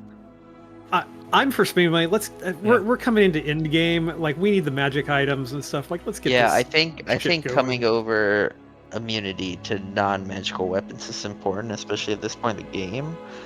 Doesn't Robin not even have a? Who has a magic weapon in here? Me? Robin can use her us. dagger. Counts as a magical weapon. This is very interesting because my level 10 classic group is having the same issue right now. They're like, time to kill all the high level people. Oh wait, we don't have any gear. So if we need him, also, out. I just realized something. I could sell this vicious lance. But that's a magic weapon we don't have. We need. Yeah, but we can sell it, get some extra money. Do and we buy have any buy a different one. consumables? No, he only has one magic weapon, Oh. and it's the vicious club. Does anybody want to use this vicious lance? What does it do? It's a lance that if you crit, it does an extra 2d6 damage. I cannot. Is a wield it. is a lance a two-handed weapon? It's two-handed, and then it turns one-handed if you're on a horse, Or on an ant. or on a unicorn.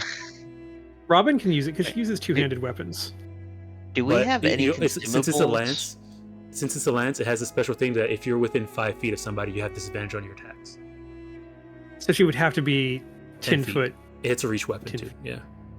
Well, I think what we need to be doing right now is like seeing if we have or if he has any consumables that makes a non-magic weapon count as a magic weapon, because we can't he doesn't have magic weapons, and I'm pretty sure we should all have magic weapons going into this. I mean, that's why I was bringing up the vicious bleeder. Yeah, it doesn't. I read it. It doesn't make a weapon count as. I know it magic. doesn't make it magical, but I mean, it could be useful. I mean, I feel Just like a we're gonna thought. get some stuff if we kill this Abbot. I feel like we're gonna get some magical That's this thing. stuff You gotta kill it. potentially. But we need to look through the shit we got and see if we have any. I'm looking. So yeah, right I'm here. going for, I mean, my consumables. if you go to the park reporter, so if we do have a bunch of some consumables there, we have the essence of Earth. Makes weapon magical, but it deals Oh, bludgeoning, nice. it does bludgeoning damage. Okay. So we need to Uh, hand out these elemental essences. Yeah, that's okay. So that's how we're gonna get through this fight. Is with the elemental essence. All right. I'm less concerned about having magic weapons. I don't think anyone wants the lance, so I would say I would be. sell it. I would be interested in the lance. I'm sending it to you. And I Yes, can I see think- Robin eventually so- saying, "Fuck so- it, I'm riding on the back of a undead so- unicorn." Robin, my She's- question for you though is don't a Mhm. lot of your abilities target adjacent creatures? If you're attacking an adjacent creature with a lance, aren't you attacking at disadvantage? Probably. Yeah.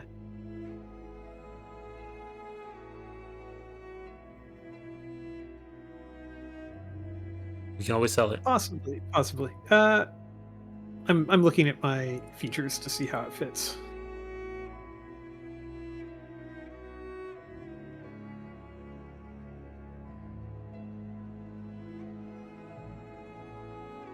I mean, a lot of them just say make a melee weapon attack. They don't necessarily say you have to do it. Oh, Do something. what about your warden features like the warden's grasp and warden's mark? So Warden's Grasp. Each larger or smaller, each is within 5 feet of you, can't willingly move away from you.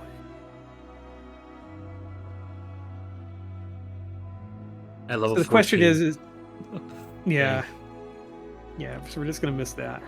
But the Warden's Mark, I can use from 30 feet. Okay. But if it's within 5 feet of me, it has disadvantage on an attack. You make the attack, then you finish your movement because it's 5e, adjacent to them. Yeah. I thought the grasp said, what's it called? If you move away, it doesn't work anymore, right? I mean, grasp is a Right, bonus no. action, so it's just another action. Also, You moving adjacent to something would be moving towards something, not away from it. The Yeah, other Yeah, issue I is mean, that I'm not trying to deter you. I'm just trying to help Don't- you. Well, and the only issue you'll switching. have is that you're gonna have to switch once you get close. because unless you run the Yeah, I was- disengage to get to back up, use it. Yeah, switching weapons is doable. I mean, 5e doesn't make it. I mean, even though we have some, stuff around it, it's not too crazy. Yeah. I'll hold on to it for now, at least through this Yep. fight. Let's see how it goes. So we have the earth essences to help with that. So okay, are we buying the club then? I think get him the club. Yeah, I think it's so good for his build too. And like, I'm pretty sure he has increased crit range. Oh, but this Crash. So question: this vicious club says when you roll a 20 on your attack roll, does that It mean has if to he be an gets on a actual. It has to 19? be an actual 20. Oh, that's not that good then. Vicious I mean, weapons are the low end magical weapon. Yeah. I If mean, he but can it's still a 5% bonus. Yeah, but it's 350 gold, and like if he could just put elemental essence on it, on like an actual sword. We can sell it again later for a couple hundred. Yeah. It's really like let me know. I have the money here ready. So it's really like doing it for only like 175 gold. Because we can always sell it later. I mean, why don't we just take a vote on it? I'm not like the sole decider in the party.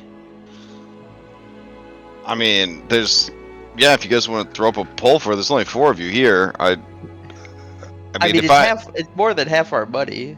If I'm voting for Jason Leo, they would love to have a magical weapon that could hurt things. That seems like a good idea. And Leo's thing is he wouldn't use it all the time, but if there was an enemy that could only be hurt by magic, then he'd have something. And then if Leo is not active and Jason is, then Jason isn't treating it as a club, he's treating it as a longsword. And then if you guys get something better later, you can give the club to a guy that likes using clubs. It's Purple.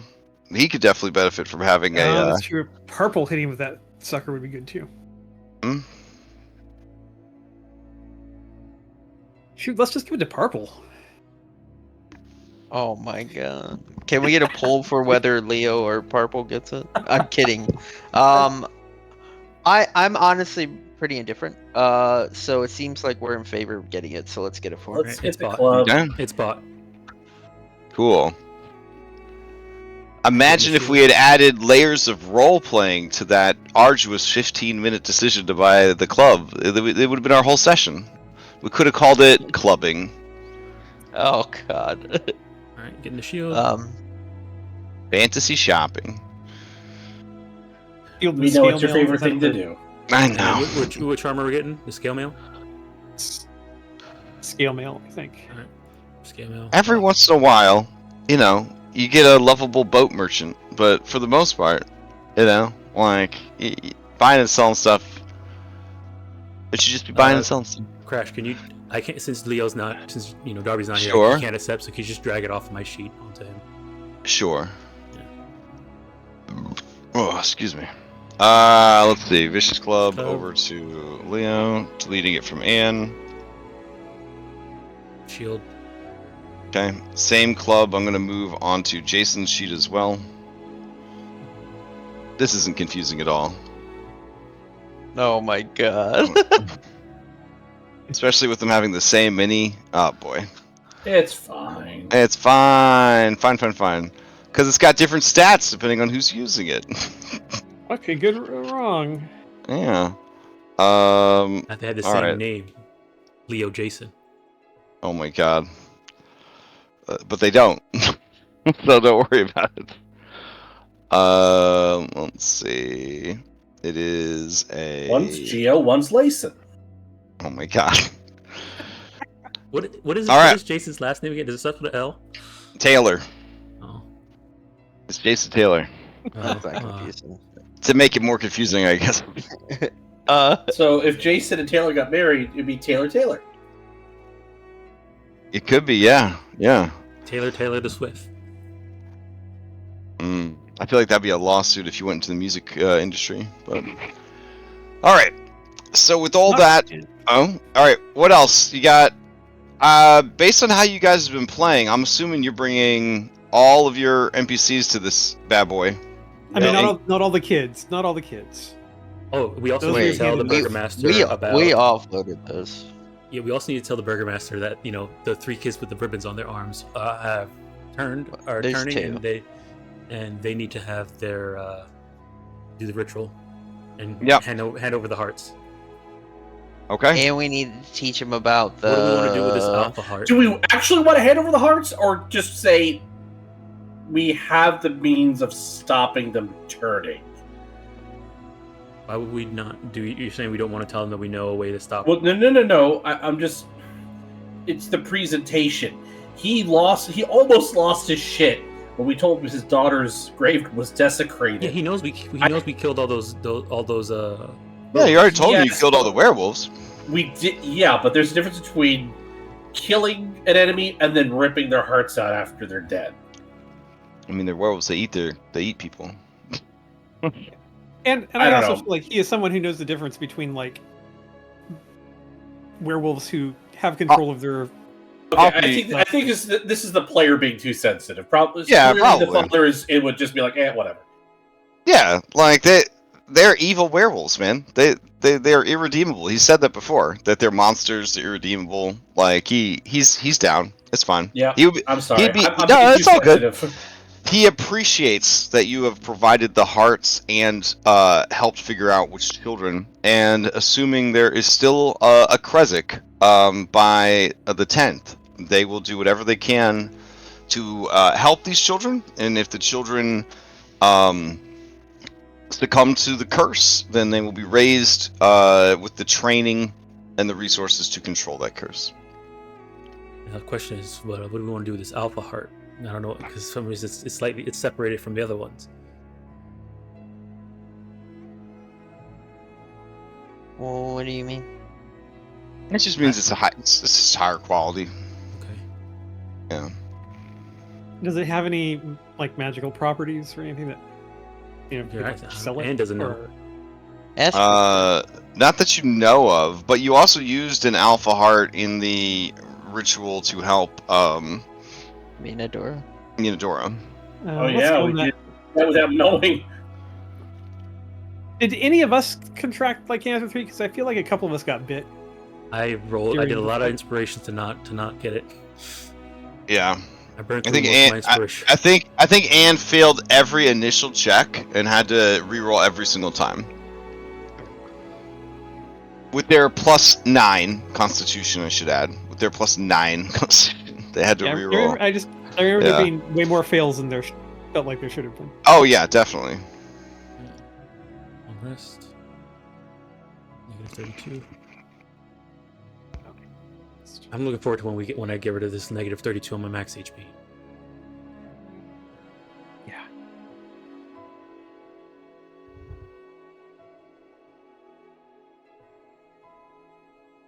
And no more wounds. I probably should have did that before I rested.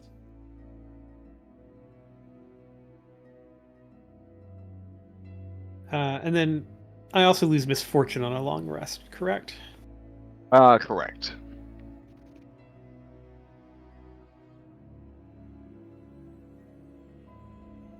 We're still within 24 hours, though, so we still have our high spirits.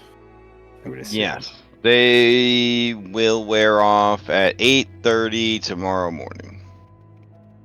Fortunately, that's just after we're going to attack. Oh, okay. Yeah. Gotcha. So, if that is the case, there would be a night of celebration wherein the burgomaster and his wife feign a degree of merriment, but you notice that the two of them, their son, and many other people, this is a very joyous time, but for many it is very sober, and there is sort of a seriousness to their demeanor, so they're not partaking of any mead or wine, and they're kind of keeping their heads together At the same time, though, they are celebrating the return of Ilya and these brave heroes and outsiders. So, during the celebration, does anybody carouse?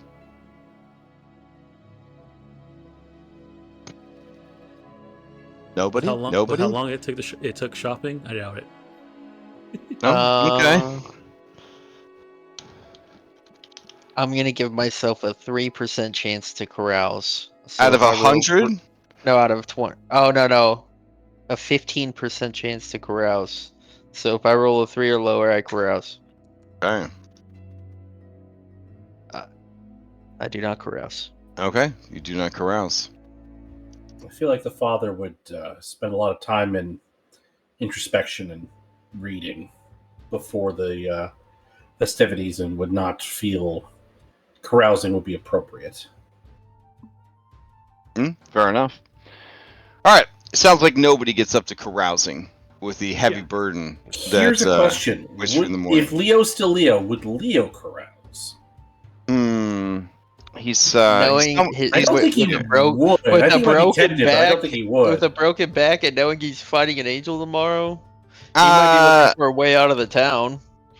He's mostly just getting massages, isn't he? Like he just spends. Hold on. I used to be a little bit of a Leo in my youth. I feel like he thinks that if he carouses tonight, now just bear with me, guys. If he carouses tonight, and his carousal ends up stirring up shit that distracts everyone from the matter at hand, he could save everyone's lives from having to die fighting the Abbot. So in a way, it's his obligation to carouse, because through carousal he will find a way through this for everyone. Tell me that isn't the most Leo thing ever. Probably Why don't really- we roll? Look, aren't there like crazy bad things that can happen when you carouse? We It's should not let him. It's crazy good things. Why don't we 50-50 it? Why don't we give him the same thing I did, a 15% chance to carouse? 15%. I think he's a little bit higher than that. I'd like 25? 40%. 25? All right, Alright. we're agreed on 25. Five or less. Oh, we'll do 5 or less. That's fine. I have a Oh, 5 alright. check. All right. He does not carouse. Okay. And then he'll blame himself when everything goes to shit, because if he had just caroused, it would have been okay. In fact, I'm gonna roll it to see what it would have been. Why would you do that to Oh. yourself? Oh man, that way I'll know. I mean, that's one of the benefits of being the DM, is that I can look into the future. All right. Don't worry, I won't let you guys know. It's fine. I wasn't gonna ask. All right. All right. So if no carousals happen after the celebration that night, you guys get a delicious feast, not a hero's feast trademark, but a delicious feast. Does a delicious feast have similar properties to a hero's feast? Certainly does I not. was really hoping. It has something called a full tummy. So you go to bed with a full tummy, and you gain this other thing called nutrients. It's pretty incredible. All right. Wait, what are the benefits of nutrients? Would Wendell carouse? If no one had a phone, he probably I think he'd probably just go to bed early. Honestly, like You got games on your phone? It's been a long day. All right. So, how do you guys intend the next day, in the morning, to deal with this place? What's your strategy? Because the main strategy is to march up the mountain and basically just demand that the abbot come out and explain himself. That's his plan. Yeah. So it seemed that Father Radislav had a back way for us to get in. Okay. Does that? I mean, if that is a thing, then I feel like we should still do that and kind of like approach from the rear and let the town kind of make a distraction, and like we kind of strike. I think they need to give us some lead time. Okay. Yeah, so like we get going while they're still kind of like without gathering themselves. without telecommunications technology. How will you guys do this information? Don't you have your walkie still? I was about to say we've got the walkie-talkies. We can speak with the burgomaster and let him Okay.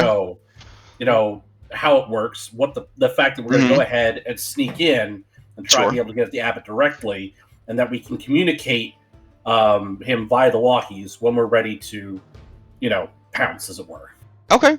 So just walk me through what would be the ideal scenario for this, so I have an idea of what the NPCs think you want to happen. All right, so I will say how I understand it, and then everybody can correct that. All right, walk us I'm through. sure I got it wrong. Walk us through. So Everybody woke up at 6 o'clock in the morning. Nobody was out drinking. No one was carousing. Splash cold water on your faces. You have all your hit dice back. Everyone's got well rested. Yeah, we are as healed as we will ever be. Sure. Until we kill night hags. So our party follows Father Radislav through secret tunnels or back entrances or whatever he's got access to into the most secret possible way into the Abbey. He would know where the Abbot spends his time in the Abbey generally, I would say. And so our goal would be to kind of place ourselves in such a way that we are out of the way, but that we can easily strike. Like I don't think we're just trying to like jump in and attack instantly once we're in there. Sure. We want to get in, radio like, hey, we're in position. Have the town come with their pitchforks and torches, kind of thing. Get the mongrel folk out and angry, kind of throw the Abbot off his game a little bit. Maybe he's like, oh, I need to go out and deal with this. And before he can go out and deal, but while the mongrel folk are distracted, we take down the Abbot. I see. Okay. To do this, you're infiltrating with a small, highly trained team of infiltration stealth specialists, not Parple, an undead unicorn, and someone call us a SWAT team, I think. I see. Okay. All right. So the problem with being a SWAT team is timing is a lot harder to pull off. So what you described to me was a team that not only goes in through a secret backdoor entrance, but then stalks their prey until they are in the perfect place, and then still stalking their prey and waiting, signals the distraction, and only then, when the distraction has been signaled, do they reveal themselves to their enemy. If that doesn't sound like an infiltration stealth, I don't know what else does. Alternatively, okay. If we don't feel like we can pull off the stealth, we could find whatever this backdoor entrance is, hang out outside, make a signal, and then like rush in once we know there's noise going on. That sounds like something that's more in this party's bailiwick. Okay, cool. All right. Any objections to that second plan? I do not object, but I was hoping for a little bit more discretion than that. You are bringing an undead unicorn and a very special big boy. David knows that this is, that's as good as it gets. The father's like, this is not what I had imagined. Fair? Well, what do you imagine? Yeah, why don't you walk? Yeah, here we go. Walk us through it, Father Radislav. What does your scenario look like? Is it any different than what you've been thinking about this for 20 years or so? So what are we gonna do? We're going to just kick in the door and start shooting. I've spent enough time with this party that I know what they're actually going to do. But I look at Ezek and I look at Taylor. You're professionals. You can get around sneakily, and then I look at the rest of you and. Leo's very sneaky. He went and he drank he drank Jason and only found the demon. There was a difference between sneaky and duplicitous. What's that mean? Don't worry about it. All right, so anyone else have anything that they think how it's going to go down? My No. one main question is do we have Jason or do we have Leo? Oh yeah, this would be pretty big for the plan. All right, here we go. We're gonna roll it, and odd it's Jason. Odd it's Leo. Even it's Jason. All right, it's Jason. Perfect. Oh, thank goodness. What are you trying to say about Leo? Listen, what was said about Leo was said at the beginning of the session, okay? He provides very useful buffs. I think that you guys are. I think you guys. You may be looking.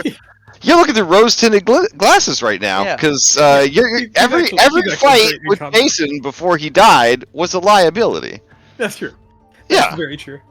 Leo has been really good in combat. Robin is just terribly annoyed by him. Laura the player. I want to be very clear. Yeah, no, I definitely feel like Robin in the real world. He is the kind of guy that Robin would actually relocate to a different bar. Like if Leo was at the same bar, you would leave the venue. This is the kind of guy that your dad told you to avoid, and you actually listened to him about. All right. If this is the case, then do you have any parting words for the Baron as he and his wolves and sharpshooters get ready to head up that hill? Well, that's right. They got sharpshooters. Do they have silver bullets? Yes, they have silver bullets. Oh, heck yeah. I'm sure they don't do anything but... I mean, I think we would just make sure he knows the exact plan as we have described it. Okay. So that... And knows how to fully operate the walkie-talkie.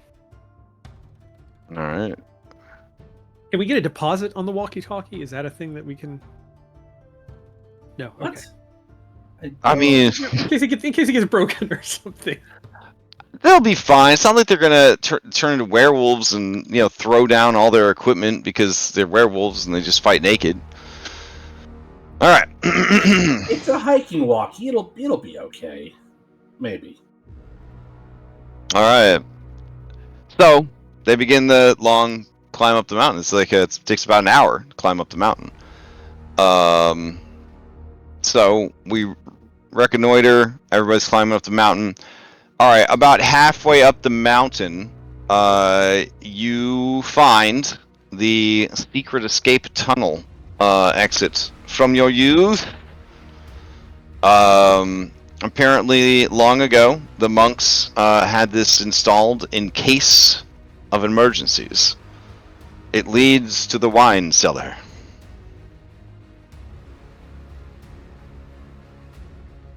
All right, so you feel around the stone face, and you find the ancient runes that are carved there.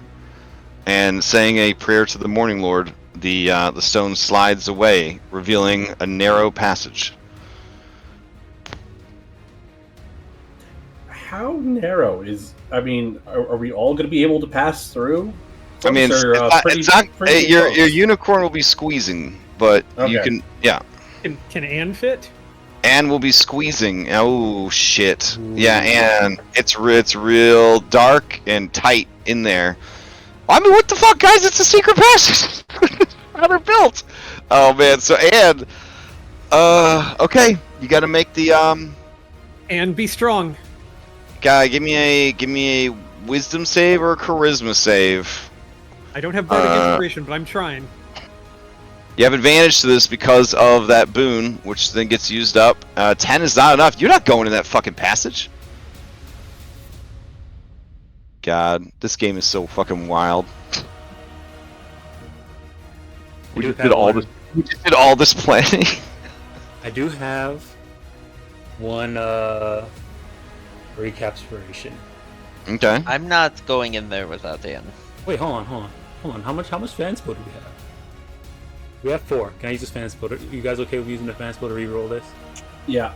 Okay. Because you had advantage, and now you're rerolling, you get to have, you reroll the whole thing. Okay. So 17, you could do this. We could do this. Ooh. She's closed. Her eyes are closed. Okay. All right. The passage is narrow and dark. Those of you who can see in the dark, that's great. Wendell is there. He has a torch, so he will light it. Oh, thank God for the torchbearer. Wait, Good we're job, bringing the Wendell. kid without Leo? Oh shit! I guess you wouldn't, right? No. Okay, No, Wendell Wendell. does not light the torch. Okay, let's see. I've got torches, right? Robin has a torch, I'm pretty sure. I mean, I know we've got some on Purple Portal Service. So Okay. Oh, by the way, Marple everyone make lights the sure you torch. grab your essence before we go in if you don't have magic weapon. Oh yeah. Yeah, good call. Good call. I have a hooded lantern. I will light my lantern. Okay. Do you have oil for that? I'm kidding. That's great. I actually we do. Yeah, we have Yeah. oil for. I have oil for the lantern as well. Beautiful. Alright, let's see. Father, Radoslav, you are going to also be bearing a lantern. Okay. Let's see. Attached to your belts, because why wouldn't you attach a lantern to your belt? It seems crazy to use up hand economy on it, but here we go. Alright. Victor sees that you guys have it covered, so he doesn't need to use this light cantrip. Alright, sweet. Okay. Alrighty, seems like we are ready to go. Everybody should also take an essence of water elemental, because you can also remove effects, blinded, deafened, paralyzed, because we don't know what this thing is going to do. Is Jason supposed to have these things as well? There's enough of the earth elemental go around. I don't think there's enough of the water no, elemental look. go around. I don't think we should use them all in one place, but I was planning on using 3 essences on my halberd to do lots of damage.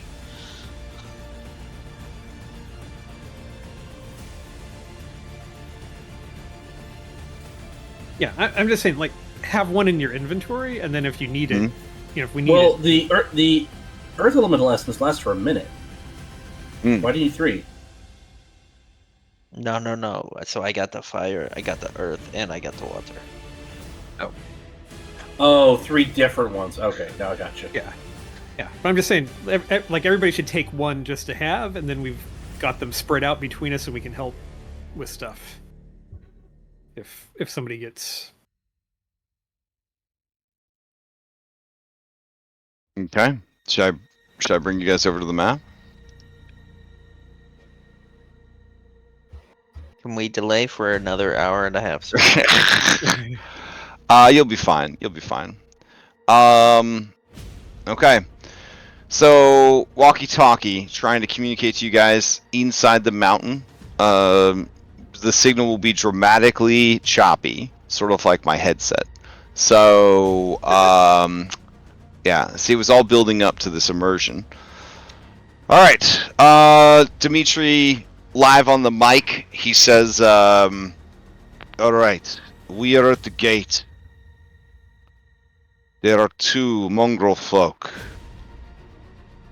They are approaching the gate. Okay, and then he forgets to switch it off, and he says, you! Tell your master we are here for him. And then you hear a voice say, Master, it is early. You are Burgermaster Dmitry Krezk, yes? And he says, yes. Do as I bid you. Tell your master we have called upon him. And then they say, Yerkin,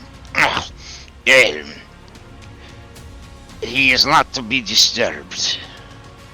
And then you hear the gate, sound of a gate being clattered. And Dimitri says, I will see him now. And then you hear them say, a moment, then. And then there's a long pause, and then he says nothing because he turned it back off and started talking. Talk about realism. Alright, then you hear him he finally come back on and he says, I think I did not have it on. They are going to tell him that we have arrived.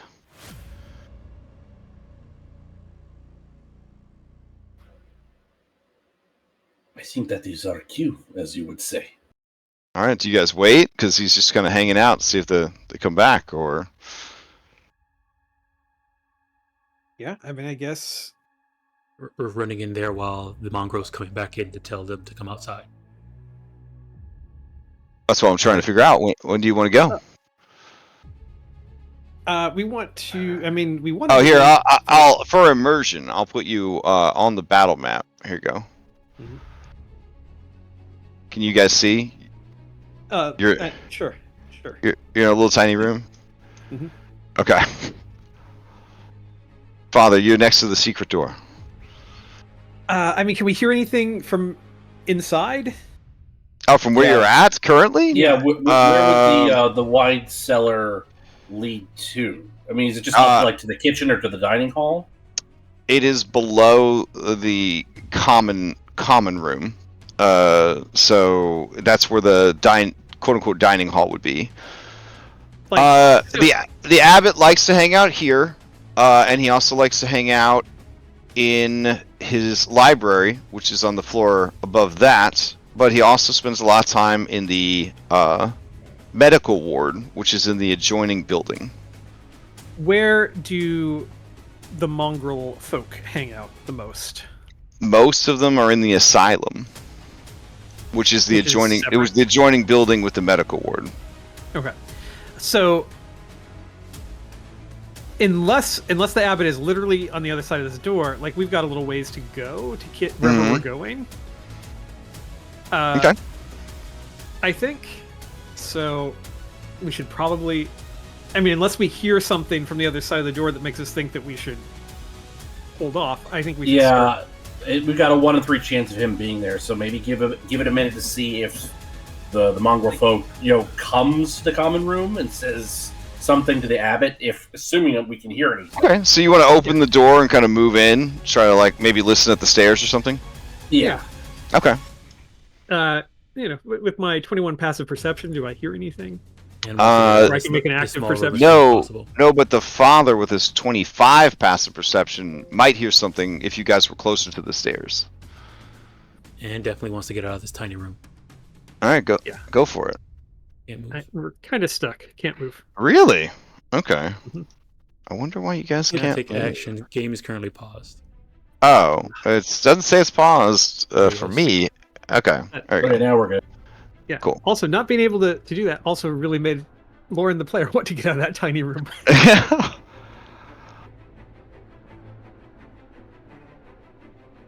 All right. All right. So, Father Radislav, we're gonna let you lead the way. So, wherever you kind of take us. Okay. These stairs, we'll just say to the bottom right of your computer monitor would lead you up.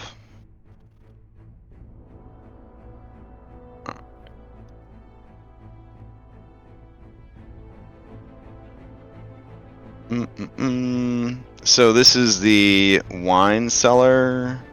Okay, nice. All right, the stone steps ascend 20 feet to the floor above. The room contains 10 barrels of wine and an L-shaped wooden rack packed with wine bottles. Offhandedly, you can see purple grape mash number 3, a cheap wine, but there are 4 barrels along the southern wall labeled Red Dragon Crush, the finest wine in Barovia. Or a wine beer. Yeah.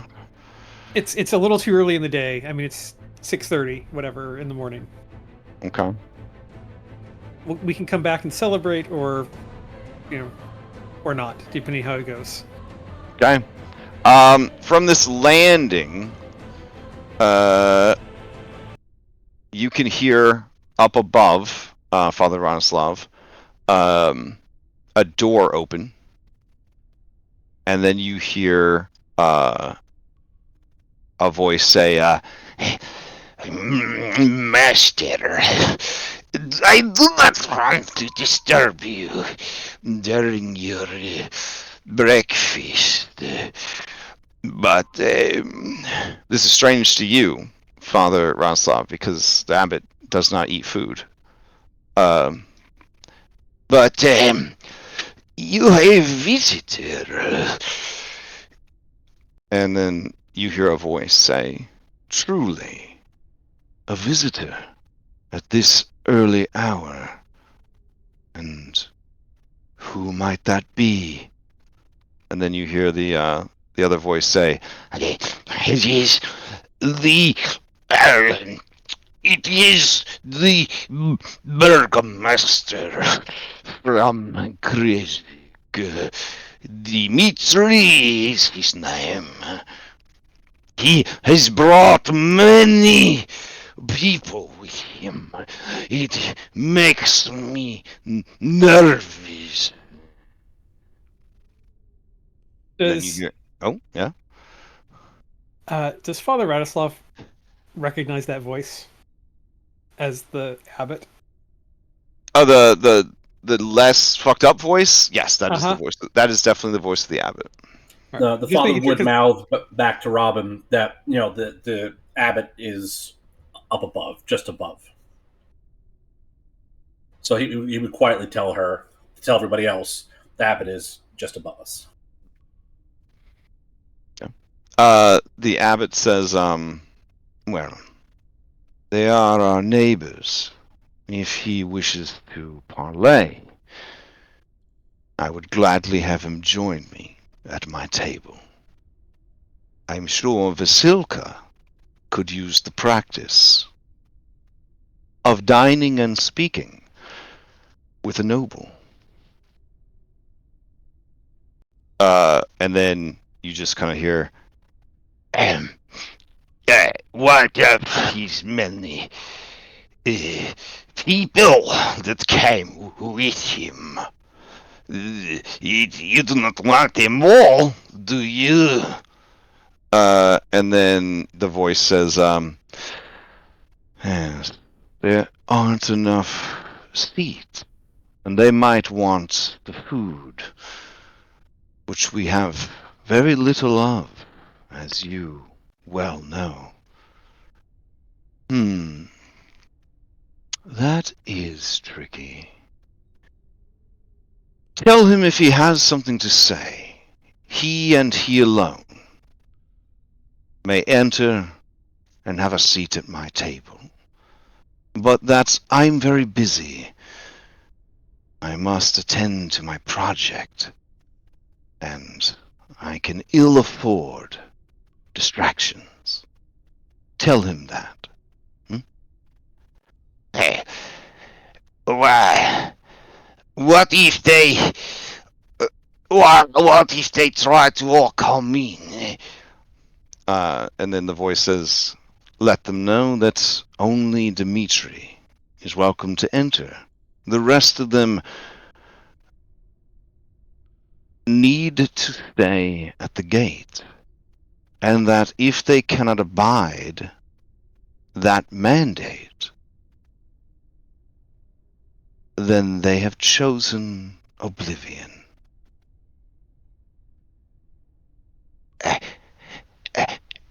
Yes, master. And you hear some scuffling, and then the door closes. All right, about 2 minutes pass. I Question wouldn't mark. wait 2 minutes. Oh. I wouldn't attack, but I would get with Robin and repeat as quietly as I could what I heard, and say, should we tell the burgomaster to force his way in? Then we attack from the rear. Yeah, Robin's gonna nod. Okay. Okay. As you finish your explanation and ask that question, of course, just like in a show or a movie, the walkie-talkie squeals to life, getting a better signal now that it's not in the tunnel, and over the whining screech of it kind of connecting and turning back on, you hear Dimitri say, "The creature is coming back to the gate." His voice booms through the walkie, resonating around the basement. Robin instantly turns it down. All right, fair enough. I will tell you what he says in a moment. But then he forgets to turn the mic off again. And I think at this point we kind of have to tell him, like, no, force your way in, attack. Oh, is that what you're going to tell him? Like... Mm-hmm. Burgomaster, seize the initiative. Force your way in. Attack, now. Do not listen to what they say. When the gate is open, force our way in.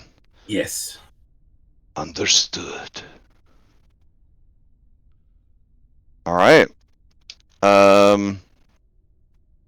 So he leaves the mic on, and then the guy approaches and says, I have spoken with my master. The Abbot says, Dmitri Krezk, if you have something to say, you are welcome to come in and join him at his table for breakfast. He dines with his ward, and she would be delighted to meet you. And then you hear Dimitri say, "What of my fellows? What of my kinsmen?" And then the voice says, Just you may enter. Does Father Radislav know anything about the ward? You thought you were his ward. Yeah.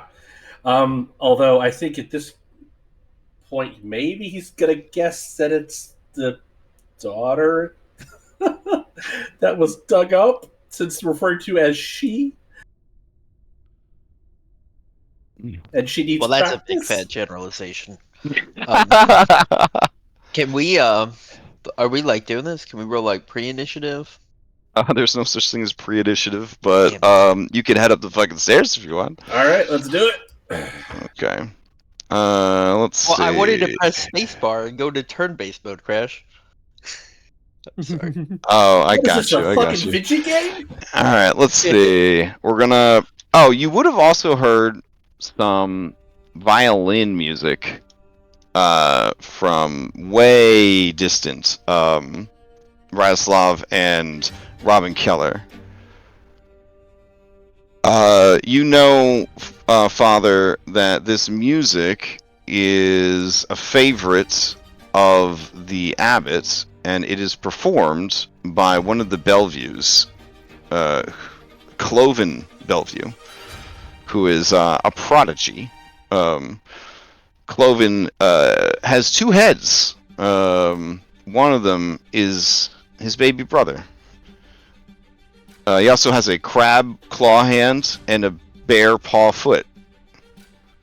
In addition to... We have an Anne. Yeah, in addition to many other deformities. So I guess Anne wouldn't have been that big of a shock for you, all things considered. Is he good at playing the violin? Oh, it's fantastic. It's painfully beautiful, the violin music that you'd hear off in the background.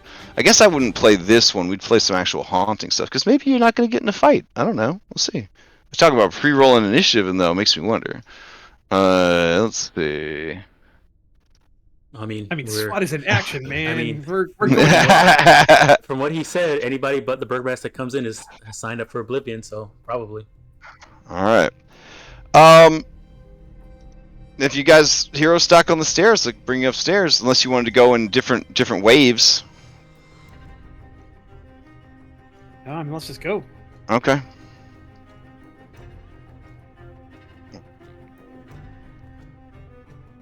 All right, I got you all stacked up, and I'll move you all upstairs.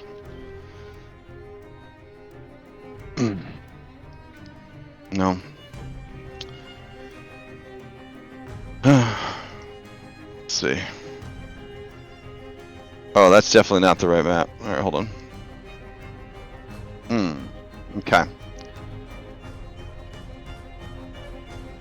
So, Dom, are we still at 4 Fanspiration? Yeah, we're at 4 again. Thank you, Scottrick. I have my fanspo button now. Congrats on that. All right. I guess now would be the time to apply. Well, before we go storming it, that would be the time to apply the Earth Elemental. Or is that like a action or Yeah. bonus action to do it? Yeah, can we I do mean, it that lasts going for a up the minute. stairs? Yeah, I mean, it lasts for a minute, so if you engage in any kind of conversation, it's going to wear off. If you have to immediately roll that initiative as soon as you enter this map if you want to benefit from any of these 1 minute or less buffs. Are we in agreement to do that?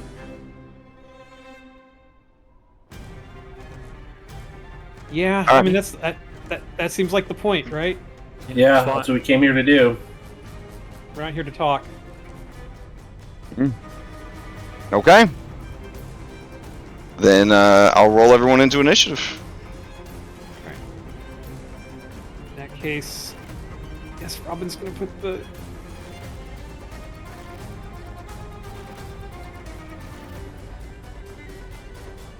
stuff on the great axe. Okay.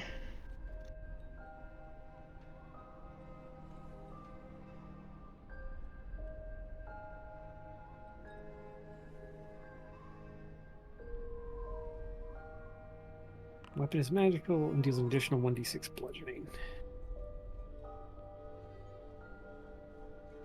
Oh, I didn't mean to use that one. That's the wrong one. I meant to do the fire.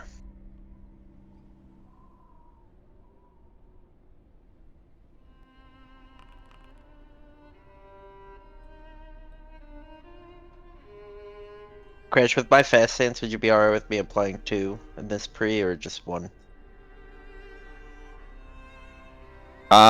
Yeah, you can apply 2. They will wear off by round 10. Okay. Okay. 10 rounds. That'd be ridiculous. In 5th edition, that's not going to happen. Alright. Everybody's rolled in. Cool. Alright. Let's see. Father, you have won the initiative. As your turn starts, you're still technically, I think, out of sight of the abbot, because you're kind of coming up the stairs. But you do hear the abbot, and he says, Rodislav, where did you run off to? And why have you returned?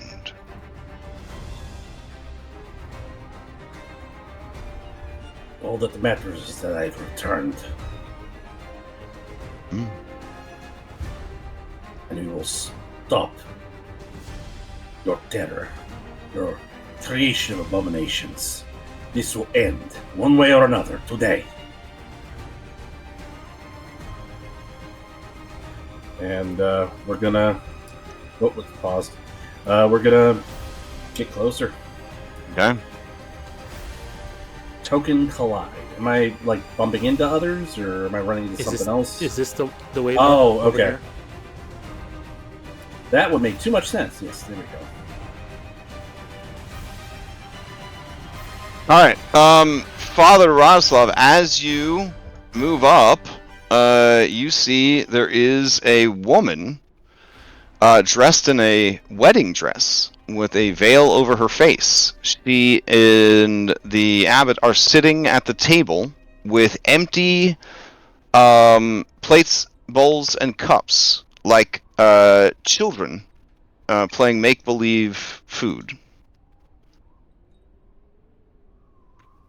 She looks up at you, and with your high perception, you know that beneath the veil, she has no face.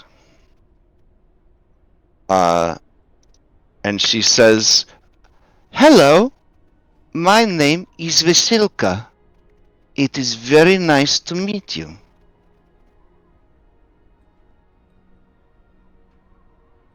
What have you done, Abbot? What is this? Alright, sorry. You guys, if you talk to him anymore, all your buffs are going to run out. Damage the deal. Right. Yeah, that is correct. Shit. Alright. Bonus action dash. I'm going to run up and I'm going to attack him. Okay. Alright, let's see. Table. Alright, sounds good. Just treat the table as difficult terrain. I'm right there, and right. I will slash at him with my sword cane. Okay. Alright. Don't think a 14 does it, though. A 14 does not do it. As you slash at the Abbot, he leans just a little bit further back. Does he happen to have the surprise condition or anything? He literally said, "Hey, you're home." So I'm going to say no. He's not surprised. Right. Yeah. His very high passive perception heard your 15 characters come up the staircase. Alright. Anything else for Father Radoslav? Nope. You have extra attack as a past level 8 rogue with pure martial. Hmm? I do? Yeah, it's in the world patch doc. Okay, has multi-attack. Yeah. Alright, in that case I have extra attack and I'll have to fix that on my character sheet later. No worries. So make your extra attack. There you go. Yeah, 26 is going to hit. Alright. As you attack him with your weapon, the weapon being silvered but not magical. Well, no, I did apply the essence of Earth Elemental. Okay, gotcha. Alright, so your weapon being silvered and magical, as you strike him, it does do damage, but it seems that he is resistant to it. Okay. Alright. Anything else from Father? It sounds like a move, a bonus action, and a multi-attack. Yeah, that's my action economy. I will... Right. His intention would be to steal. Of course it would be. Otherwise, I would have passed to Anne. Okay. Going once, going twice. It might be worth to steal with a. All right. Abbott. You want to steal? No, I'm saying. I mean, you can give him disadvantage. It's up to you. I won't be able to get to him in time for it. But yeah, we'll steal. I'll steal. Okay. So Anne using resources to steal. I'll remove the things there. We're down to 3. Okay. Alright. Run up. Can I get to him? I'll have to dash. So then I can't rage.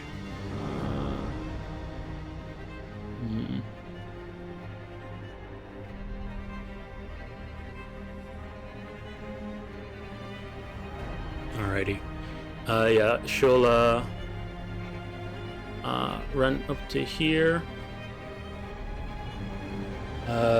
Looking at him. Let me see here. Yeah, she'll bonus action dash for now, just to get up close, and then just go for 2 attacks for now. Okay.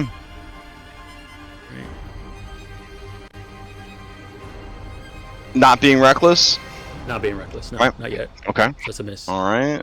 So that's going to be a possible complication. Make athletics or acrobatics check. DC 19, or be moved up to 10 feet in a random direction. So you make the check. Alright. And then? Second attack. Okay.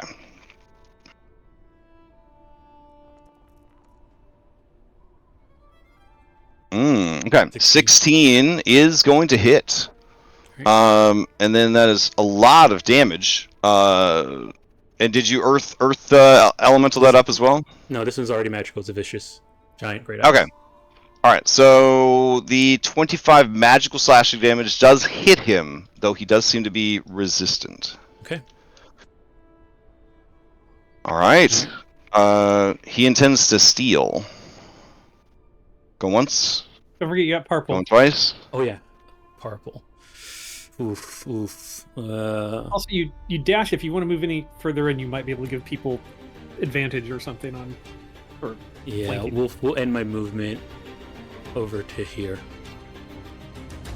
And Purple, he is going to, we'll have him stay back for now. He'll stay back here.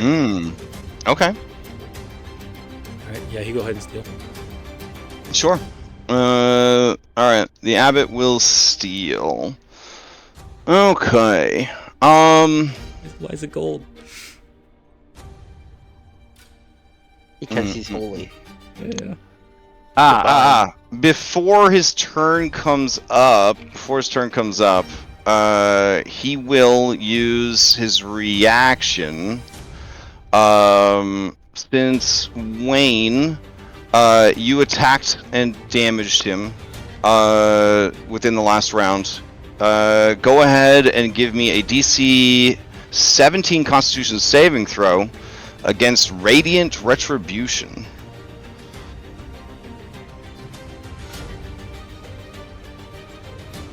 Oof. Okay. Locking that in. I'll burn my last recapspiration, re-roll it. Oh, okay. Trying to hit a 17. All right. Oh. Okay. You feel his gaze settle on you. You feel his judgment settle upon you, but you have no regrets for what you have done. You have no shame. You have nothing that he can turn against you, for you felt that what you did was just and true with every fiber of your being. All right. All right. As his turn comes up, the layer activation or the layer action enters the initiative, and his Paragon economy fills up. That's a fun little layer token. And then let's see, what does he get up to this turn? Okay. All right, that's not happening yet. Okay. His aura activates. It is a 60-foot aura. Let's see.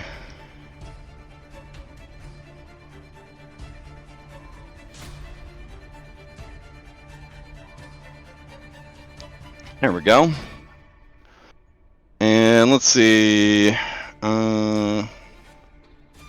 Nice. Okay. And then what else does he do?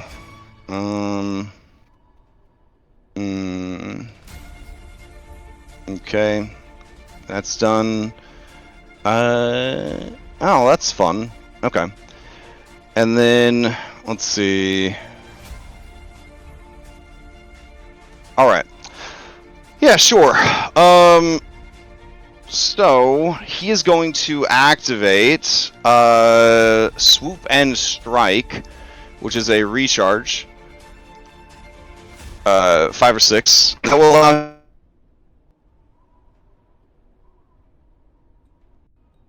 Am I doing it? Crash, you there? Sounded like we lost him. I lost him too, and the music, like all at the same time. Okay. Oh, no, Yeah. he's back. He's back. He's back. Okay. Did I was not there for some of this or what? Last said we he's- heard was he activates. He's his going swoop and to. He strike activates his with swoop and the strike. recharge. Oh, okay. Yeah, he activates Super Strike.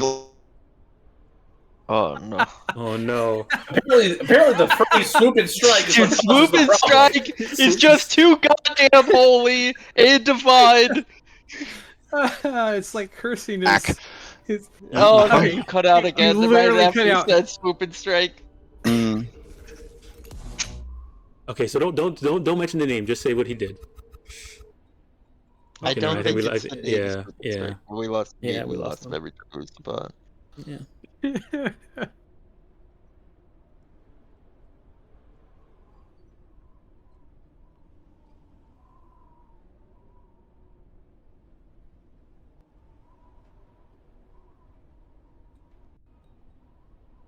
Oh. Well, if the father dies, I have an idea of what I'll replace him with. We have music. We have All right. Music back. All right. Yeah, we hear him. I got completely kicked out of Foundry. Okay. I was worried it was going to be some shit tonight with the power outage we had last night, but man, it's very frustrating. I mean, it's Thursday. It's Yeah, honestly. it's okay. It's I don't expected. know. My stomach's already rolling over, so like we could take Well, a breath. All right. Just probably don't say swoop and strike anymore. Apparently, that's a real trigger for Foundry. I don't even know if my stuff's loaded all the way. Doesn't look like it. I didn't even get up my whole interface. Hold on. Let me try to reload.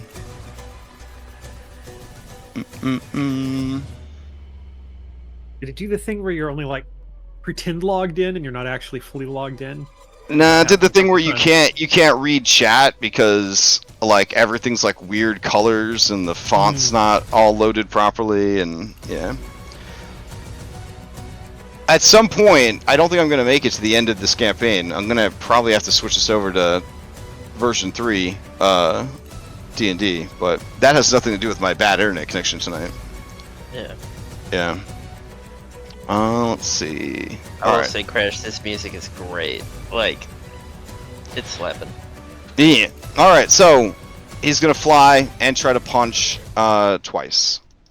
Does not provoke opportunity attacks, recharge ability. Alright, here we go. These are both against both against Father Radislav. Yikes. Why they... Oh my god, they hit so hard. Oh my god. I'm not seeing anything. I don't know if that's me or what. Oh yeah, sorry. Oh, there we go. Something. Hey. Okay, 22. Yeah, that hits. And 26. Yeah, those hit. Alright. He punches you for 6 bludgeoning and 18 radiant. Why is there 2 separate radiants? Yeah, there shouldn't be 2. It should just be I thought yeah. it was a pre-provide smite, which is the extra D8. Yeah. So it should just be the 10 and then the 8. So no Yeah. No, sorry. The 6 bludgeoning and then the 10, not the 8. Not the 8. Here, I've Okay. trimmed that. I've trimmed that off the sec. I don't know why I imported with both. All right, and then 5 bludgeoning and 7 radiant. Okay, I would trying to stay in the fight. I would use uncanny dodge. That would just have one of the types of damage. It would have. Great question. I think it would have the damage from an attack. So you would have all of the incoming damage from one attack. Okay, it would be the first one. Okay, That's sure. the only thing that makes sense. Yep. Then we're using yellow to show reactions been used. Yellow dot? No, there's actually a thing There's actually no for reaction. it. Yeah, there's a no reaction one. He It's the used his yellow with the reaction X. before his turn started. It's the yellow with the X in it. No, he's looking for himself. He's looking for himself. The yellow dot on the yellow dot on the Abbot is so I know that his radiant retribution has to be recharged. Ah. Yeah. All right, so he attacks you twice, and he's got a pretty decent fly speed. So he will fly over to. Hold on. Let me check his other stuff here real quick. Oh, okay. That's nice. And then his layer actions. Oh, okay. Wow. Alright. Mostly he just doesn't want to be all around Anne. Anne looks like a big girl that might cause some problems. So he's gonna fly up to the staircase. How high is And the ceiling in here? Oh, the ceiling in here is like 20 feet. So I guess we'll just put him there. Yeah, that seems good. Alright. And then that is his turn. And I guess before he leaves, he will bolster Vasilka. And then he will pass to the layer action. Alright.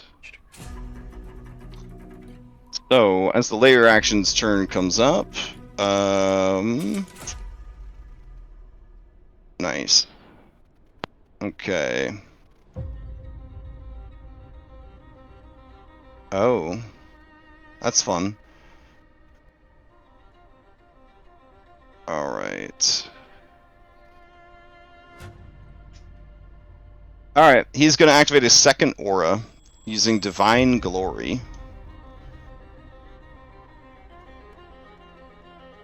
Boss with 2 auras. That's fun. Alright. That one is a 30-foot radius. Let me double check. Actually, no, he'll hold off on that one. He is going to essentially call for aid. So, from outside, you do hear some fighting going on. But bursting in the doors and coming down the stairs are some mongrel folk.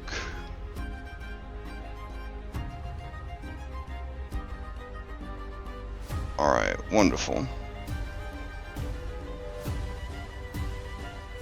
And they will roll into initiative. Alrighty. The only ones that show up, and the rest are with the Burgermaster. Okay, so that's the layer action brought these guys. Because it's still early on. Alright, with that, he will go ahead and pass to Vasilka. And he will say, defend me the same way you would defend your future husband. Would ne'er-do-wells try to do him harm? And she says, I will. I am scared, but I will fight. I will pretend I am defending my future husband, Strahd von Zorvich. And she targets you, Father. Alright. So she's going to use multi-attack, and she's going to attack you with a unarmed strike. There we go. A D&Done unarmed strike. To try and grapple you. Ooh, she was terrible. Okay. Arcane Flash. That's fun. Oh my fucking god. Alright. And then she will try and grab you again, Father. Oh my god, this poor girl! Okay. Morale boost. All creatures allied against you gain advantage on their next attack roll, saving throw, ability check. This lasts for the whole round. Holy shit. That is great for you guys. Oh Alright. my god. And then that would have used her the first one used her bolster up, and then she will I guess as her she'll just try to shove you as her bonus action, just off the table or back off the table. Alright, so here's her athletics. It'd be acrobatics or athletics to avoid, only an 11. Alright, no problem. Kind of a non-turn there for her. Let's see. Play will pass to Taylor. Taylor. Helping the enemy count as a non-turn? Right? Taylor, before play can be passed to you, the Abbot is going to use one of his Paragon actions. He is going to target... let's see. There's a lot of you in that stairwell, but he's going to target the Father, since the Father, he thinks, is maybe responsible for what's happening here today. Alright. So, Father, he's going to call down Radiant Flame upon you. So give me a dex save, DC 18, against 33 radiant damage.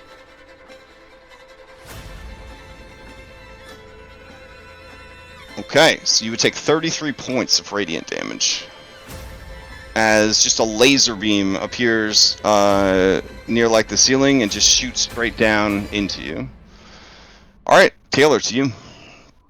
Okay. Taylor's gonna Yeah. move up. I have evasion. Okay. That isn't a reaction thing, is it? No, it just happens.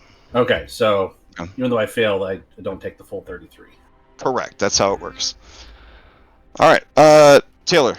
Yep, Taylor moves up. You don't actually move up right away. Okay. Since you started in the aura, you need to make a wisdom saving throw before you can begin your turn. Alright, I have advantage on my next wisdom saving throw. Will this also take up my morale boost? Oh, I see why the extra 8 was there, David. He has this. Once per turn, you add your level and extra radiant damage to attack. So you would have taken 8 more radiant from that initial attack.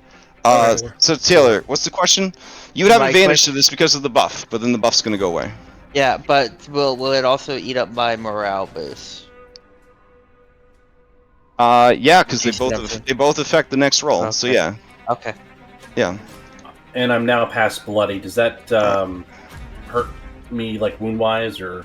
Only Only if you took damage equal to half or greater. yeah, only if you get to 0 do you get one, or if you took enough damage that it would have been your bloodied value. Not yet. All right, you and up to 2 allies may use a reaction to take a dodge, dash, or disengage. I'll take that to dash. Okay. 35 feet. Anne, are you moving towards the Abbot with malice in your heart?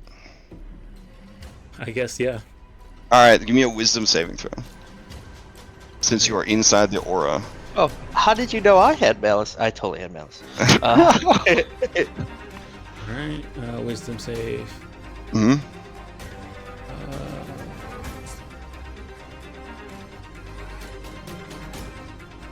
Okay. Let's see.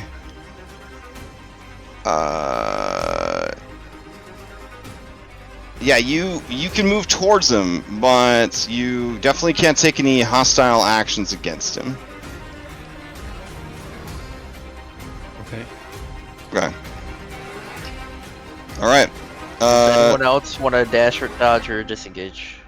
I would like to dodge. Sure, go for it. All right, so Taylor, I you will resist the also aura, you move use forward. I'll also use my reaction to dodge as the third. Okay, sure. And save myself a key point. All right, I am going to rake. All right, so this is going to be action attack, bonus action attack with halberd, bonus action attack with halberd.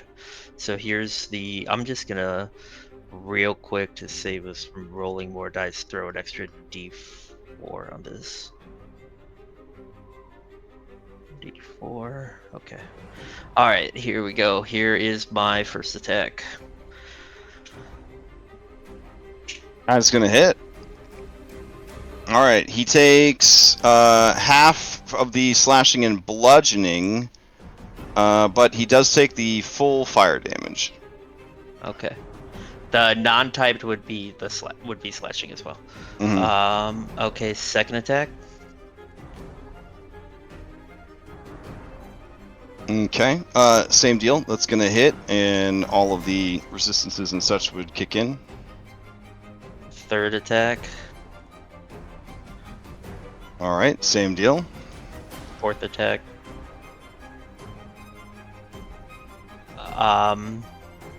The 15 hit.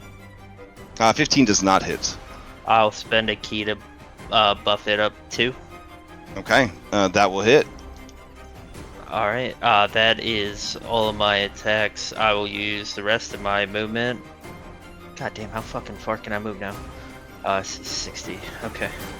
I'll use the rest of my movement to go over here. All right, sounds good. And I will pass to Robin. All right, Robin, before you go, he is going to use a Paragon action to use Radiant Flame on you. So go ahead and give me a Dexterity save against 31 Radiant damage. I mean, what have I done to him? All right, you take 31 points of Radiant damage.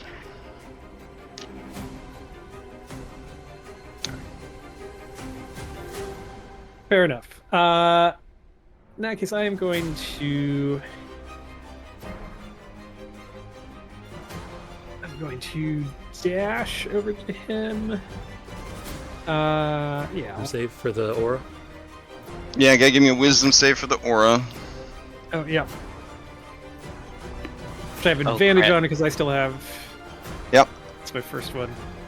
All right, you can have violence in your heart. Oh, I chose violence. And Krezk, heal him 1. I forgot he doesn't take the first rake. He doesn't get raked on the first attack, just the subsequent. Got it. All right. I'm going to dash up next to him. Sure. And so in that case, I'm not going to be able to use my attack action, but since he is all flying around and stuff, I'm going to bonus action on him and use my Warden's Grasp. Okay. Which didn't roll, but I did click it. I see it in the chat. Yeah, roll. Okay. It just came through for me. There we go.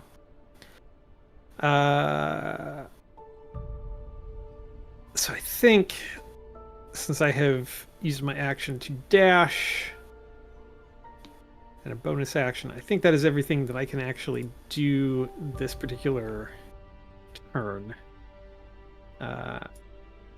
But now he can't willingly move anywhere unless he actually fully disengages. Let's see. We'll get Rina in here. So I guess she needs to make the wisdom save as well. Mm-hmm. All right, no problem, no problem. I think she just wants to not be quite like stacked on everyone.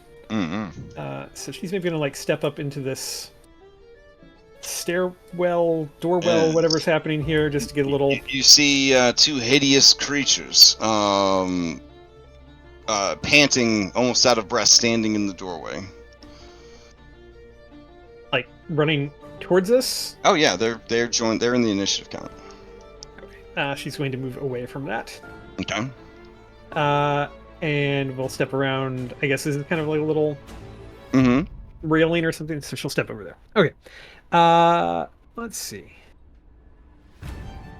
She has an aura going on, so anybody who's within 10 feet of her cannot be frightened. I don't know if that's come up yet, but just keep that in mind. And let's see. Yes.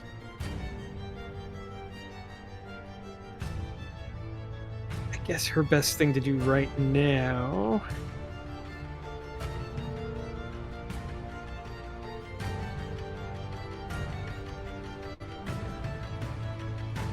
I guess she's just going to shoot a bullet? I mean, I guess her bullets and crossbow bolts are not magical. I don't know if these are going to do anything. You know what? She'll try a bullet. Let's see if this does anything. She'll try to shoot the angel. Oh, critically. Alright. Exposed. Your swing unbalances you so much that your target may make one melee attack against you as a reaction, else the closest non-adjacent enemy may dash towards you as a reaction. Let's see, 25 feet, 30 feet. So yeah, this guy will use his reaction to run in to there. Alright. Alright, she'll use her bonus action to disengage. Okay. Since she can do that with her stuff. Mm-hmm. And move backwards. And you know what? She'll shoot at this guy from around the corner. Alright. She has enough speed for all this? Seems like a lot more than 30 feet of movement. But... She dashed. Oh, okay. Well, So I mean, So she dashed, she didn't dash. attacked, she disengaged. This is a lot of actions that are happening here. Let's see. She moved because she was right here. She went up 1, Uh-huh. 2, 3, 4, 5. Disengage. So she would be here. Okay. I was off by 1. So All right. all right. I was off by 1. Okay. All right. Their speed is 30. Let's see. Does an 11 hit the mongrel folk who came in? The 11 does hit the naked mongrel folk. He's gonna take all that damage. Alright. And be extremely injured. All right. And then Already, that looks is like it's already there. Radiant. No, they rolled for threat. Oh. Yeah. Yeah. Okay. And then that would be it. Let's see. Yeah. Yeah, so we'll pass over to Isaac, I guess. All right. As you go to pass to Isaac, let's see who is to say, which is to say Jason. Yeah, the abbot distractedly looks over at Irenia, studying her very closely. And Robin, it feels honestly like at that moment he's sort of forgotten that you are even there, harrying him and hampering him. And as he looks over at Irenia, you hear him quietly say to himself, "Well, there it is. The last piece of my puzzle." All right. Jason is going to, let's see, move to here, 15 feet. He's got to make that save. So here's his wisdom save. Oh, Wow. Crushing it. All right. Shifty, he can, as a reaction, use the dodge action and move up to half his speed. Sucks to lose his reaction, but being able to dodge for a whole round seems pretty good. So someone with 40-10 sacred flames, yeah. yeah. Alright, so he's gonna move there, and then he's gonna target. Probably needs to clean up some of the yard trash, honestly. So yeah, alright, he'll start with this guy. We'll go ahead and do versus club. Here we go. Oh my goodness. That's gonna just hit. Here's damage.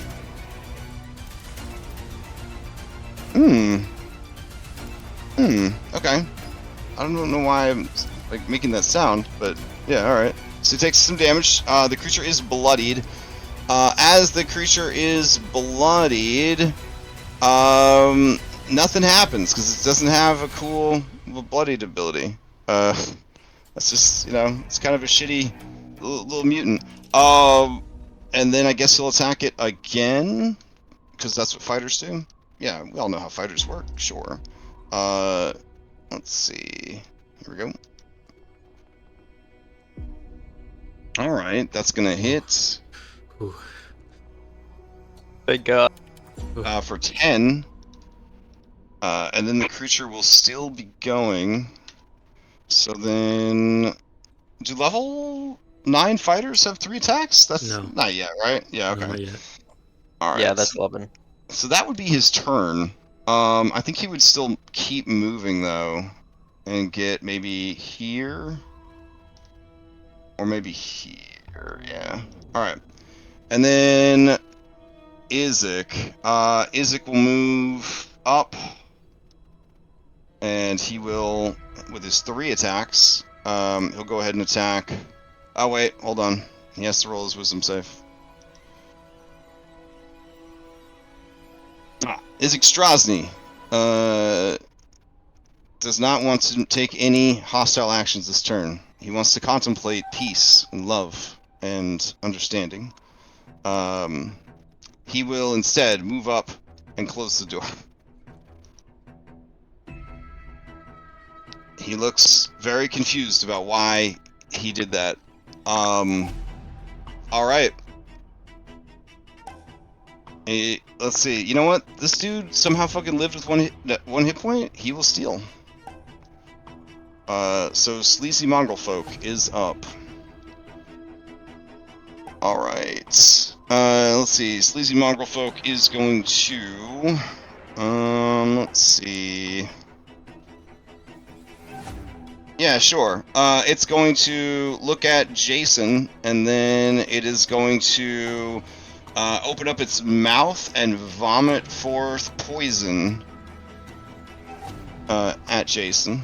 He's got to make a con save on DC 12. Good luck, buddy. Is that an actual spell? No, it's an innate ability that simulates a spell. Okay. Somehow Jason did not make the save, so he would take 9 points of poison damage. Alright, and that will be its turn. Alright.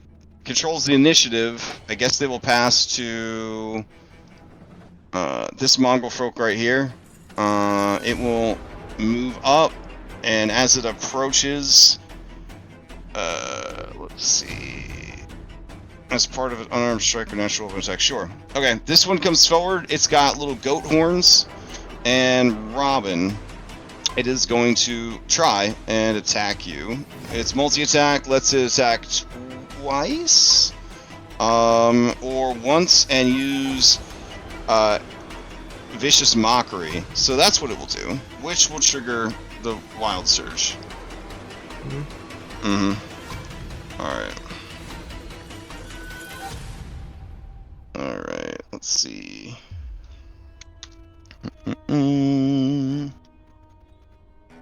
Hopefully, like, turns the angel into a frog or something. That'd be pretty dope. Let's see. Okay.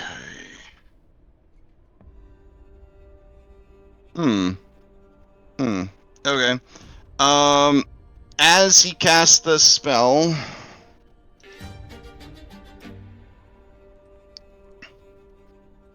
19 quarts of olive oil erupt from his ear holes. Alright, so that's a lot, right? That feels like a lot of olive oil. 19 quarts? Yeah, that's a lot. It seems like it's very painful, too. Is that pure olive oil, or is this like the imported stuff that's like fake counterfeit stuff that... It's just 3d10 quarts of olive oil pour from the caster's ears. So what I'm going to do is I'm going to say this whole section that I marked with the template is now essentially like grease. Like it's greased up. There we go. But hey, he got off his Vicious Mockery. Haha! In your face! So... This is for you, Robin. 3 psychic damage coming at you if you can't make this saving throw.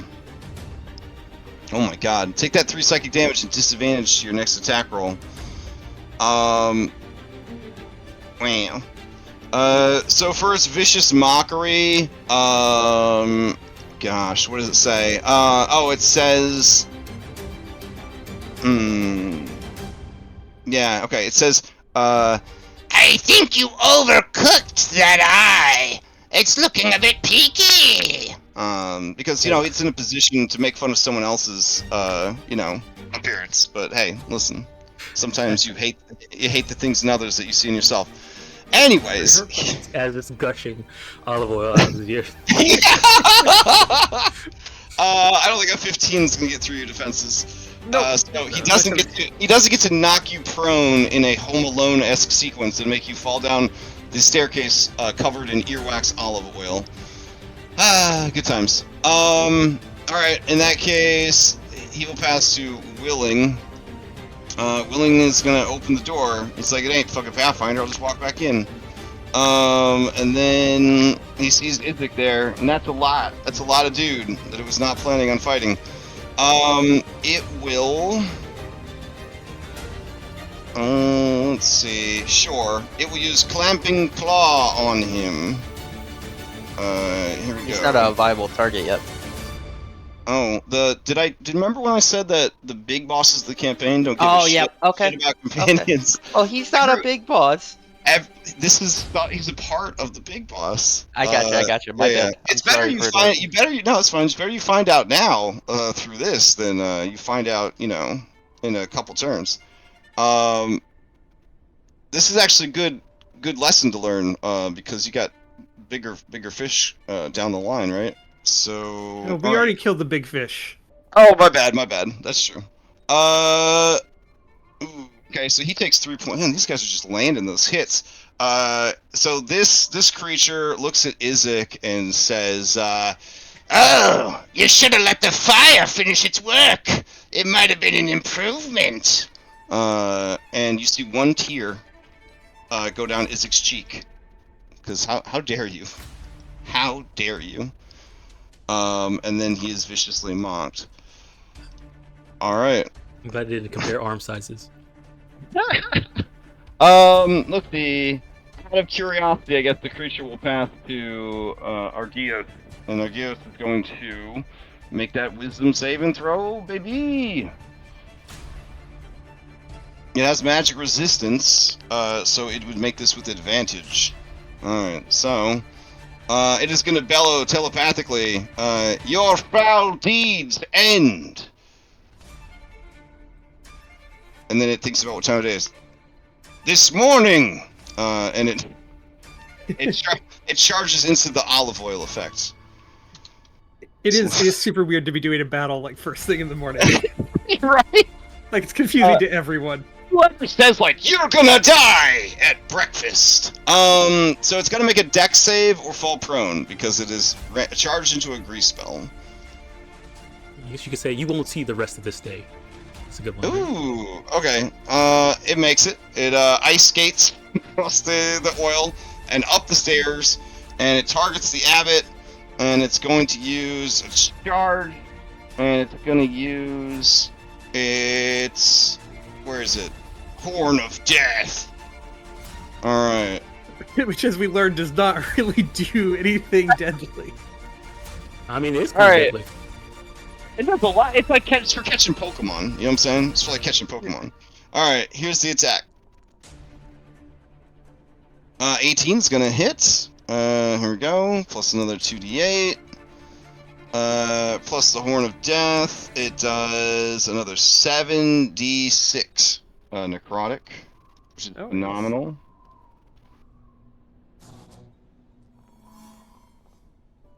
Okay, so the abbot takes full damage from the necrotic. And then he halves all the other damage. But let's see. It doesn't bloody him yet. Okay, got it. All right, but wait, Horn of Death is not part of a multi-tech. All right, so that would be his action. Horn of Death. Yeah. Okay, so he shouldn't have got his hoof attack last time. Okay, that's fine. He's got to make a Constitution save against that necrotic damage. Oh, my bad. All right. So the abbot will roll for Constitution save. He fails, so he would have taken the full damage. Okay, and then he's got to make a save, or be knocked prone. An ability or a stat effect he is not immune to. So here is his strength saving throw. Oh man, so the abbot is knocked prone as well. Alright. And he falls in the oil too. Oh, that's embarrassing. Okay. Good turn, Argyros. Good turn. It's gonna pass to Victor. As he passes to Victor, the abbot is going to use third Paragon action. And he is going to activate. What is he going to activate? Yeah. This is fourth Paragon action. Oh, is it his fourth one? Okay. Then he'll activate he... fourth Paragon to do Radiant Flame on the unicorn. Alright. Unicorn's gonna roll for it. It does not, so it takes the full 37 points of damage. Alright. As Argeos bleeds everywhere, you see that it is a prismatic rainbow-colored blood. Even in death, it keeps its unicorn blood type. Alright, Victor is up. Alright, Victor sees his dudes on the ground, that there's ads, that doesn't matter. He's just gonna go big. And he is going to cast a... there's a lot of friendly fire here. That wouldn't be good. Okay. In that case, he should do a really big magic missile. Feels like the right thing to do. Yeah. Alright. So how upcast can you make this magic missile, homie? Let's see. When you spin magic missile. Oh, you can't upcast magic missile with the staff. Oh, that sucks, bro. Well, he'll just I use thought it those. had magic missile, but I'm. It has magic missile, but it specifically says it's one charge. Magic missile. So the staff tells you which spells you can cast and how many, what level you cast them at. Yeah. So since he doesn't want to cast fireball in a bunch of olive oil on the wooden stairs with his allies around, and he doesn't want a lightning bolt through all his allies, yeah, Victor's just going to take the safe damage, but he has to make his wisdom saving throw first. Which he does, so he can choose violence. And yeah, he'll go ahead and just cast a 4th level magic missile. Alright. Okay.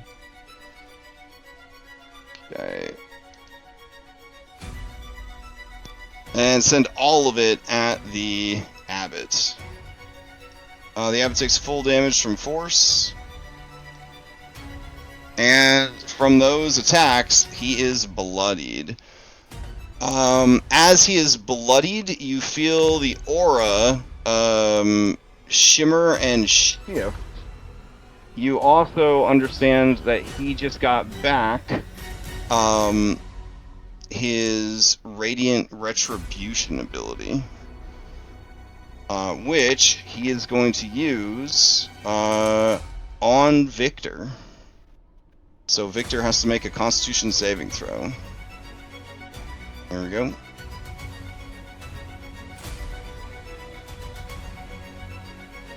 Okay, 17 is enough. So whatever that would have done, it does not happen. Alright.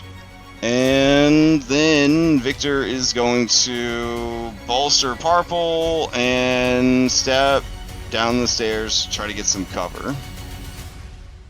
Alright, that's his turn. This dude is up right here, and it's going to run into the olive oil and have to make a dexterity saving throw. It fails and falls prone. And then, let's see. I'm going to say that half of its movement is 15 feet, and it doesn't have 15 feet to stand up, so it can't stand up. So, from the ground, it is going to taunt Anne with a vicious mockery. Alright.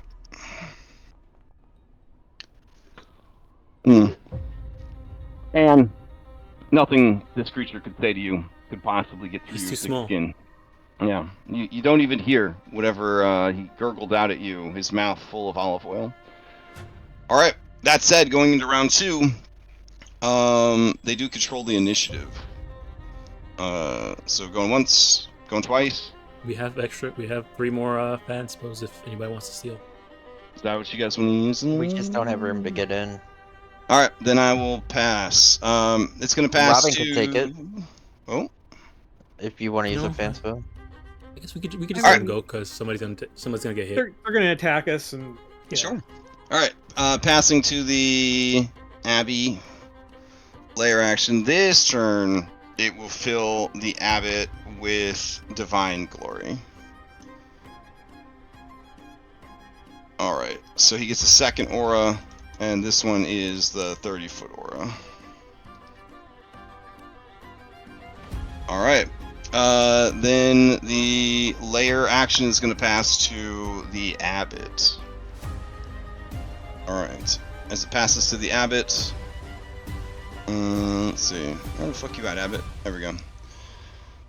Alright. Let's see. He's gonna check to see if this ability gets recharged. It does not.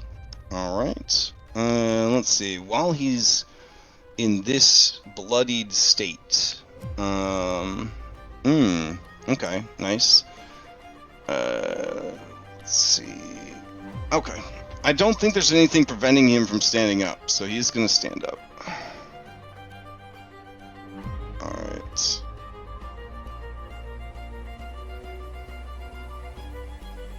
And then Robin, you're right there next to him. This creature, Argyros, is right there. I got Anne over there. Got a lot of stuff happening. Okay. He looks around at all of you and he says, you see that he's just, from his many wounds, just bleeding. This golden blood, this beautiful, like, liquid gold is pouring from him and dripping onto the floor, mixing with the olive oil.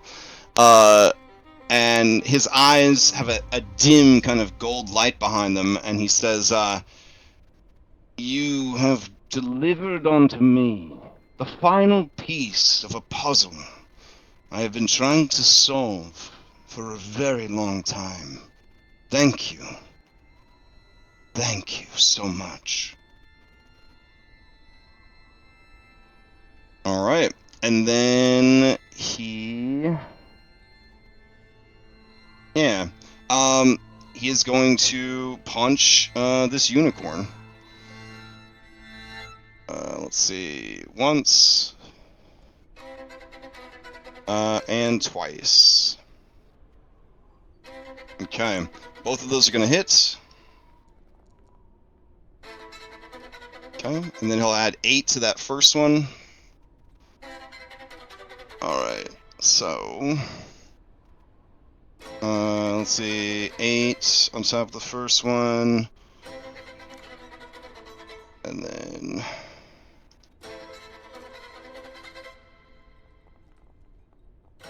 Okay, and then with the second one, he will kill Argyros, who, as an undead, dies at 0. Alright. With its last dying thought, Robin, it says,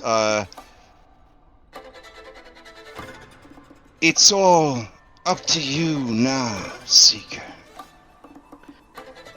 And the Abbot just sort of, rather than just punching a horse to death, he grabs the horse's head, and he just does like a twist, and you hear like its neck break, but it's like a zombie, and then you hear a sickening series of pops as he pulls the head free of the body, and with the spine half in and half out, he just lets it drop, and then the head just sort of hangs over the wooden stairs, pendulum swinging left and right, as the body lays there, spraying prismatic rainbow blood all over the olive oil and golden angel blood that is pooling on the stairs.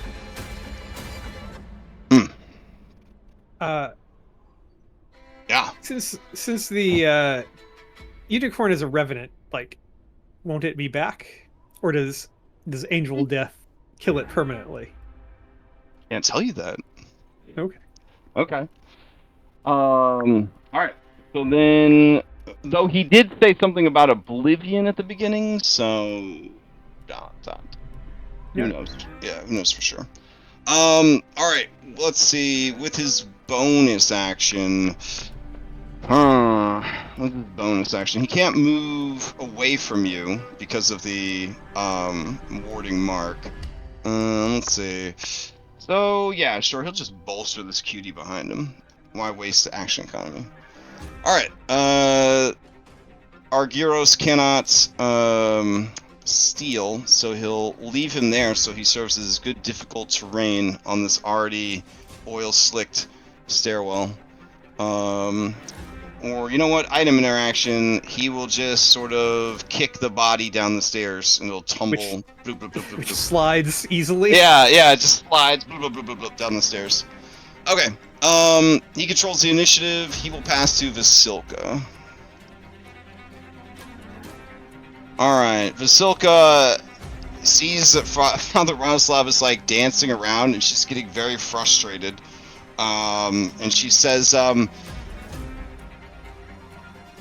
you not the master's apprentice?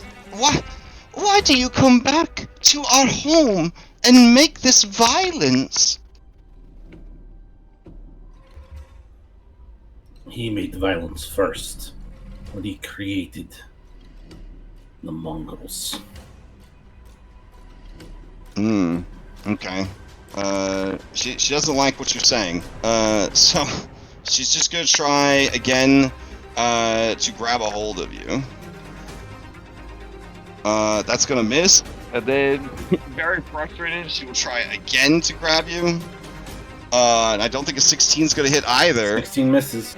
Alright, and then she is going to leap onto the table next to you. And she will just try to shove you again. 22. Give you acrobatics or athletics to avoid. Alright, so she shoves you. She'll shove you this way, away from her off the table. Okay. Alright. It's not a far enough fall that someone of your level of skill would, be prone or anything from it. And then she will kind of move here to follow up behind you. Alright, no damage was dealt, so they still control the initiative. Let's see. She will pass to, I guess, a random Mongol folk? Sure. This one over here is still going. He's on his last legs. Sleazy. Alright, Sleazy hawks another big loogie and just tries to vomit all over, Jason.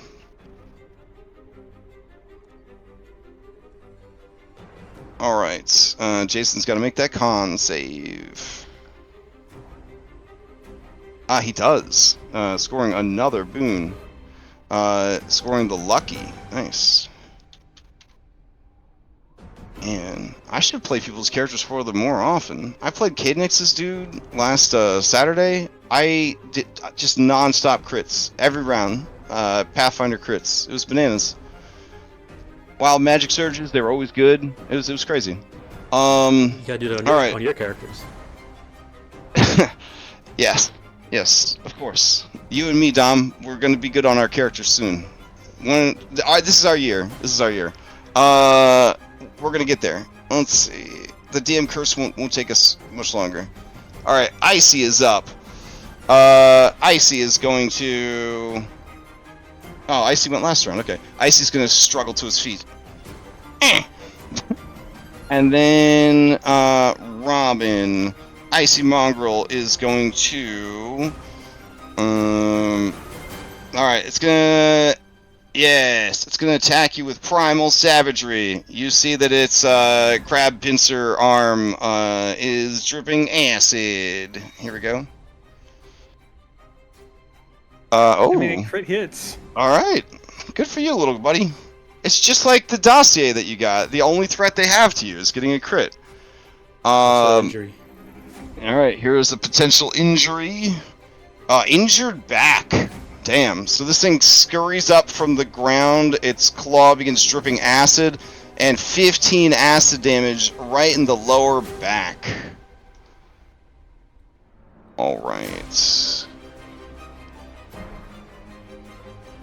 And that will lower strength by 2, and carry capacity is halved. Oof. So, I don't know how that would factor in. Would you be encumbered from that? Probably. Barely. By like 2 points. Alright. So, something. Encumbered. Wonderful. Alright, that is the creature's turn. You may steal since you took damage. I will steal since I took damage. Alright, Robin, to you. Since you're starting your turn in the aura, no longer do you feel peace trying to overtake your senses. Now, you realize that perhaps you have challenged something far beyond your mortal limits. So it's still a wisdom saving throw, but it is a different effect this time. Ooh. Okay. Locking it in. Feel free to Should I- fan spell. I'll use a fan spell. Okay. I'll cost it. Down to 2.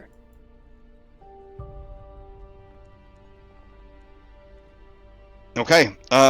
You felt the grip of fear begin seizing your heart, but you are too brave for that bullshit. All right. You also have a second aura that is in effect from the layer action emanating from the Abbot. This is a second wisdom saving throw. All right. You realize that while you do not fear this creature, perhaps maybe he is worthy of your worship. This is a charm-based effect. I feel like I have a thing. Let me double check.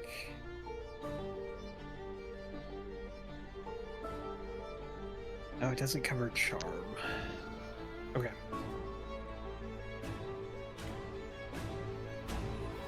Ooh, 14 is not enough against this particular aura layer effect.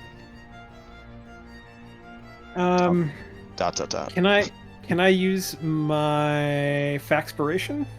Yeah, you haven't used it, and we're at the end of the session. It'd be the perfect time. Yeah. All right. I do that. All right. So I have 1 die equal to the average party level, which is what, 9? It's a D8 still. It'll go up to a D10. Yeah, it goes to a D10 at level 10. All right.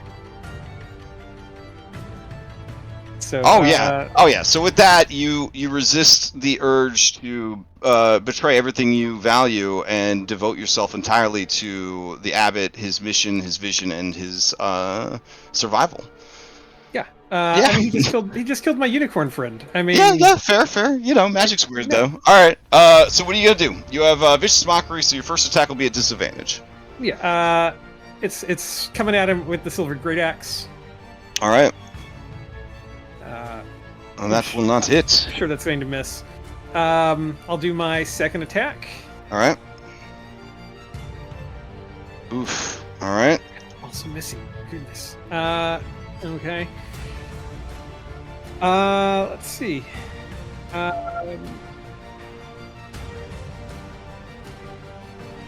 You know what? We're gonna throw. I mean, I can have more than one mark going at the same time.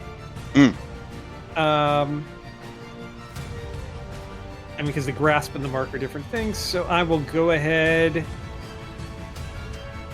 and I will use my bonus action, and I will Warden's mark him as well. All right. So that he's fully. He's fully. All right. And then you're gonna focus on me, hopefully. Maintain your position. Yeah, All right. I'll maintain. What's next? Irenia or? Irenia is going to circle around the table over here. Irenia, give me a wisdom saving that's throw real right. quick. Before she moves. Yep. Wisdom save. You are not within 30 feet, so you don't need to worry about the second part of it, but you are feared 3. I thought Irenia's immune to fear with a fear aura. Oh, yeah, with the fear yeah. aura. Okay, Yep. cool. All right. Yeah, and people within 10 feet of her. Sweet. All right. That is incredible. Yeah. So she will move 15, 20. 25.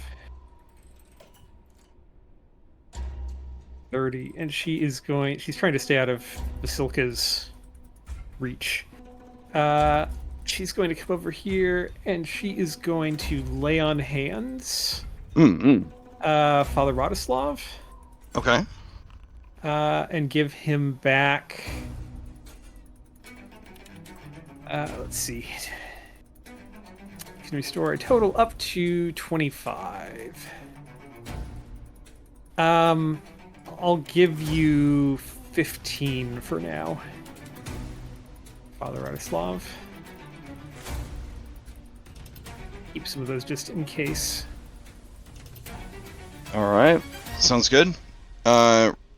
Roll for aggro, though in this particular fight it's kind of moot because he's just going to attack wherever he feels like. And then she's going to use her bonus action to dash, and she's going to kind of head back over here so she can give her aura to as many people as possible. All right, sounds good. Actually, I think landing here would get. Well, I don't know. And Purple. She can land here. That'll get the most people into it that she can. So, all right. And then she will pass. Did Father Radislav get his hit points back? It doesn't look like it. How much is she healing for? 15. 15. Okay.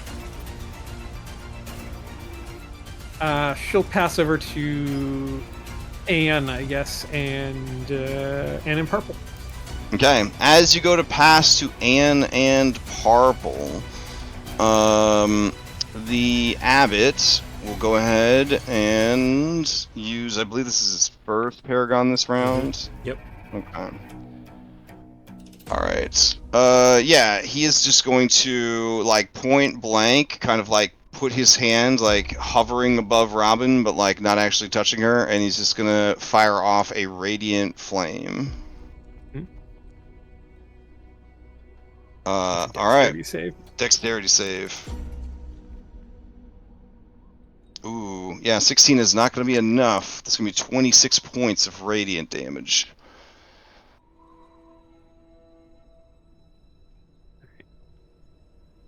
Alright.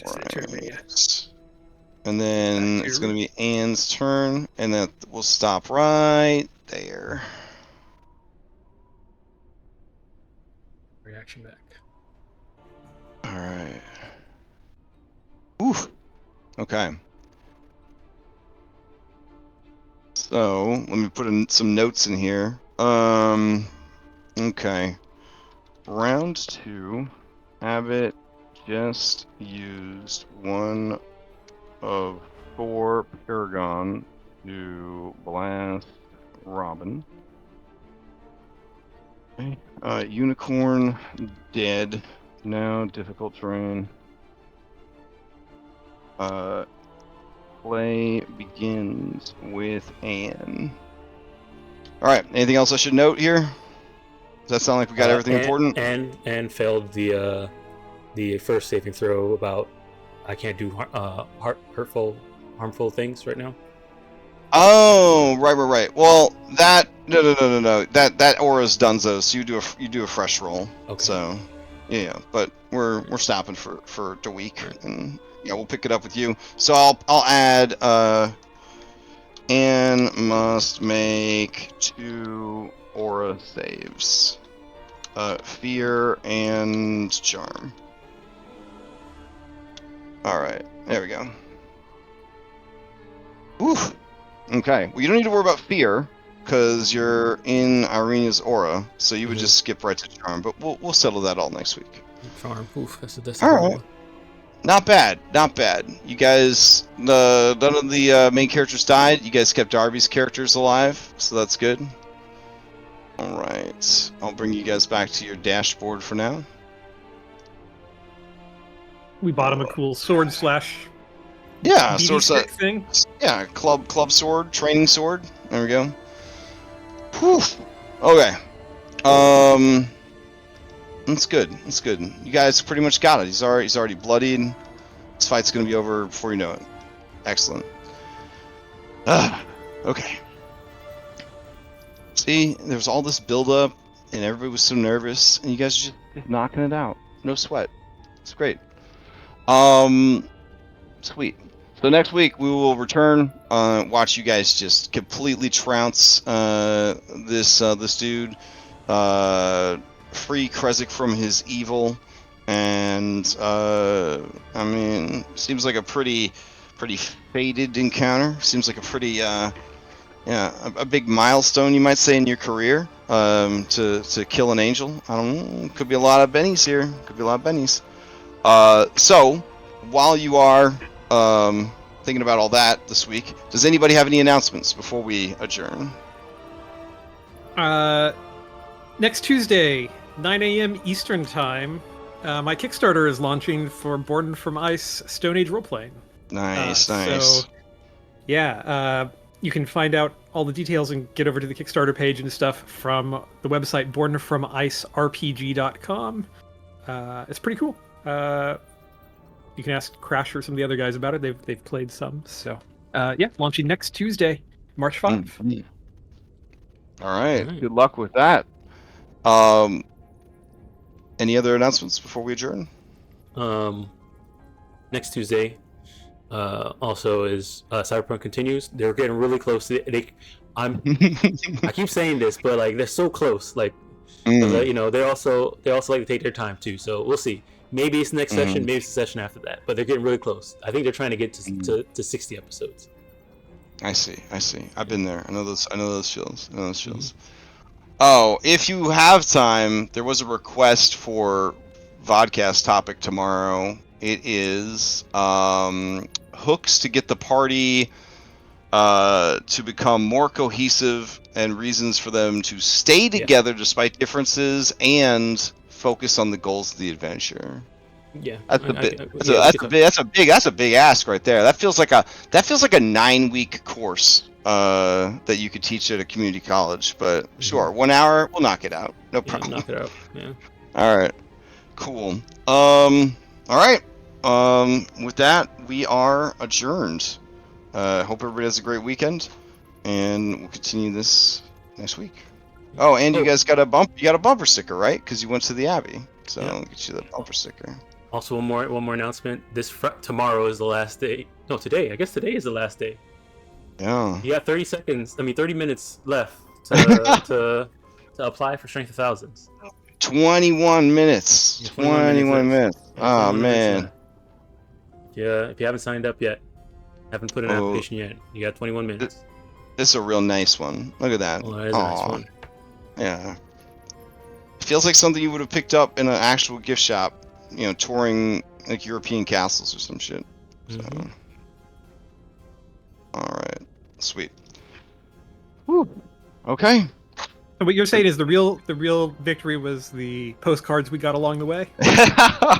Sometimes being able to look and see that you went to all these places, big regrets. I wish I had thought of this with Odyssey of the Dragon Lords, because they went to so many interesting places and islands and countries and stuff that it would have been really cool to see all of them kind of at the end of that super long campaign. But for this smaller sandbox, it's definitely much easier. So yeah, plus you guys don't have a lot of good things to look forward to. I guess stickers will have to too. Might still something like this for Strength of Thousands. I think it's pretty fun, like the bumper sticker thing. I don't know, like I had fun making them for sure. But they have like a thing about beads. Oh, so, okay. I might do something like that. Cool. All right. Well, everybody have a good night, and I'll see you around the Discord, and we'll continue this adventure next week. Alrighty. Don't be scared. You guys are looking upon the divine, and everything will be okay. I'm hella nervous. Yeah. This ain't Valakai. Not all is well, you know. Alrighty. All right. Good night.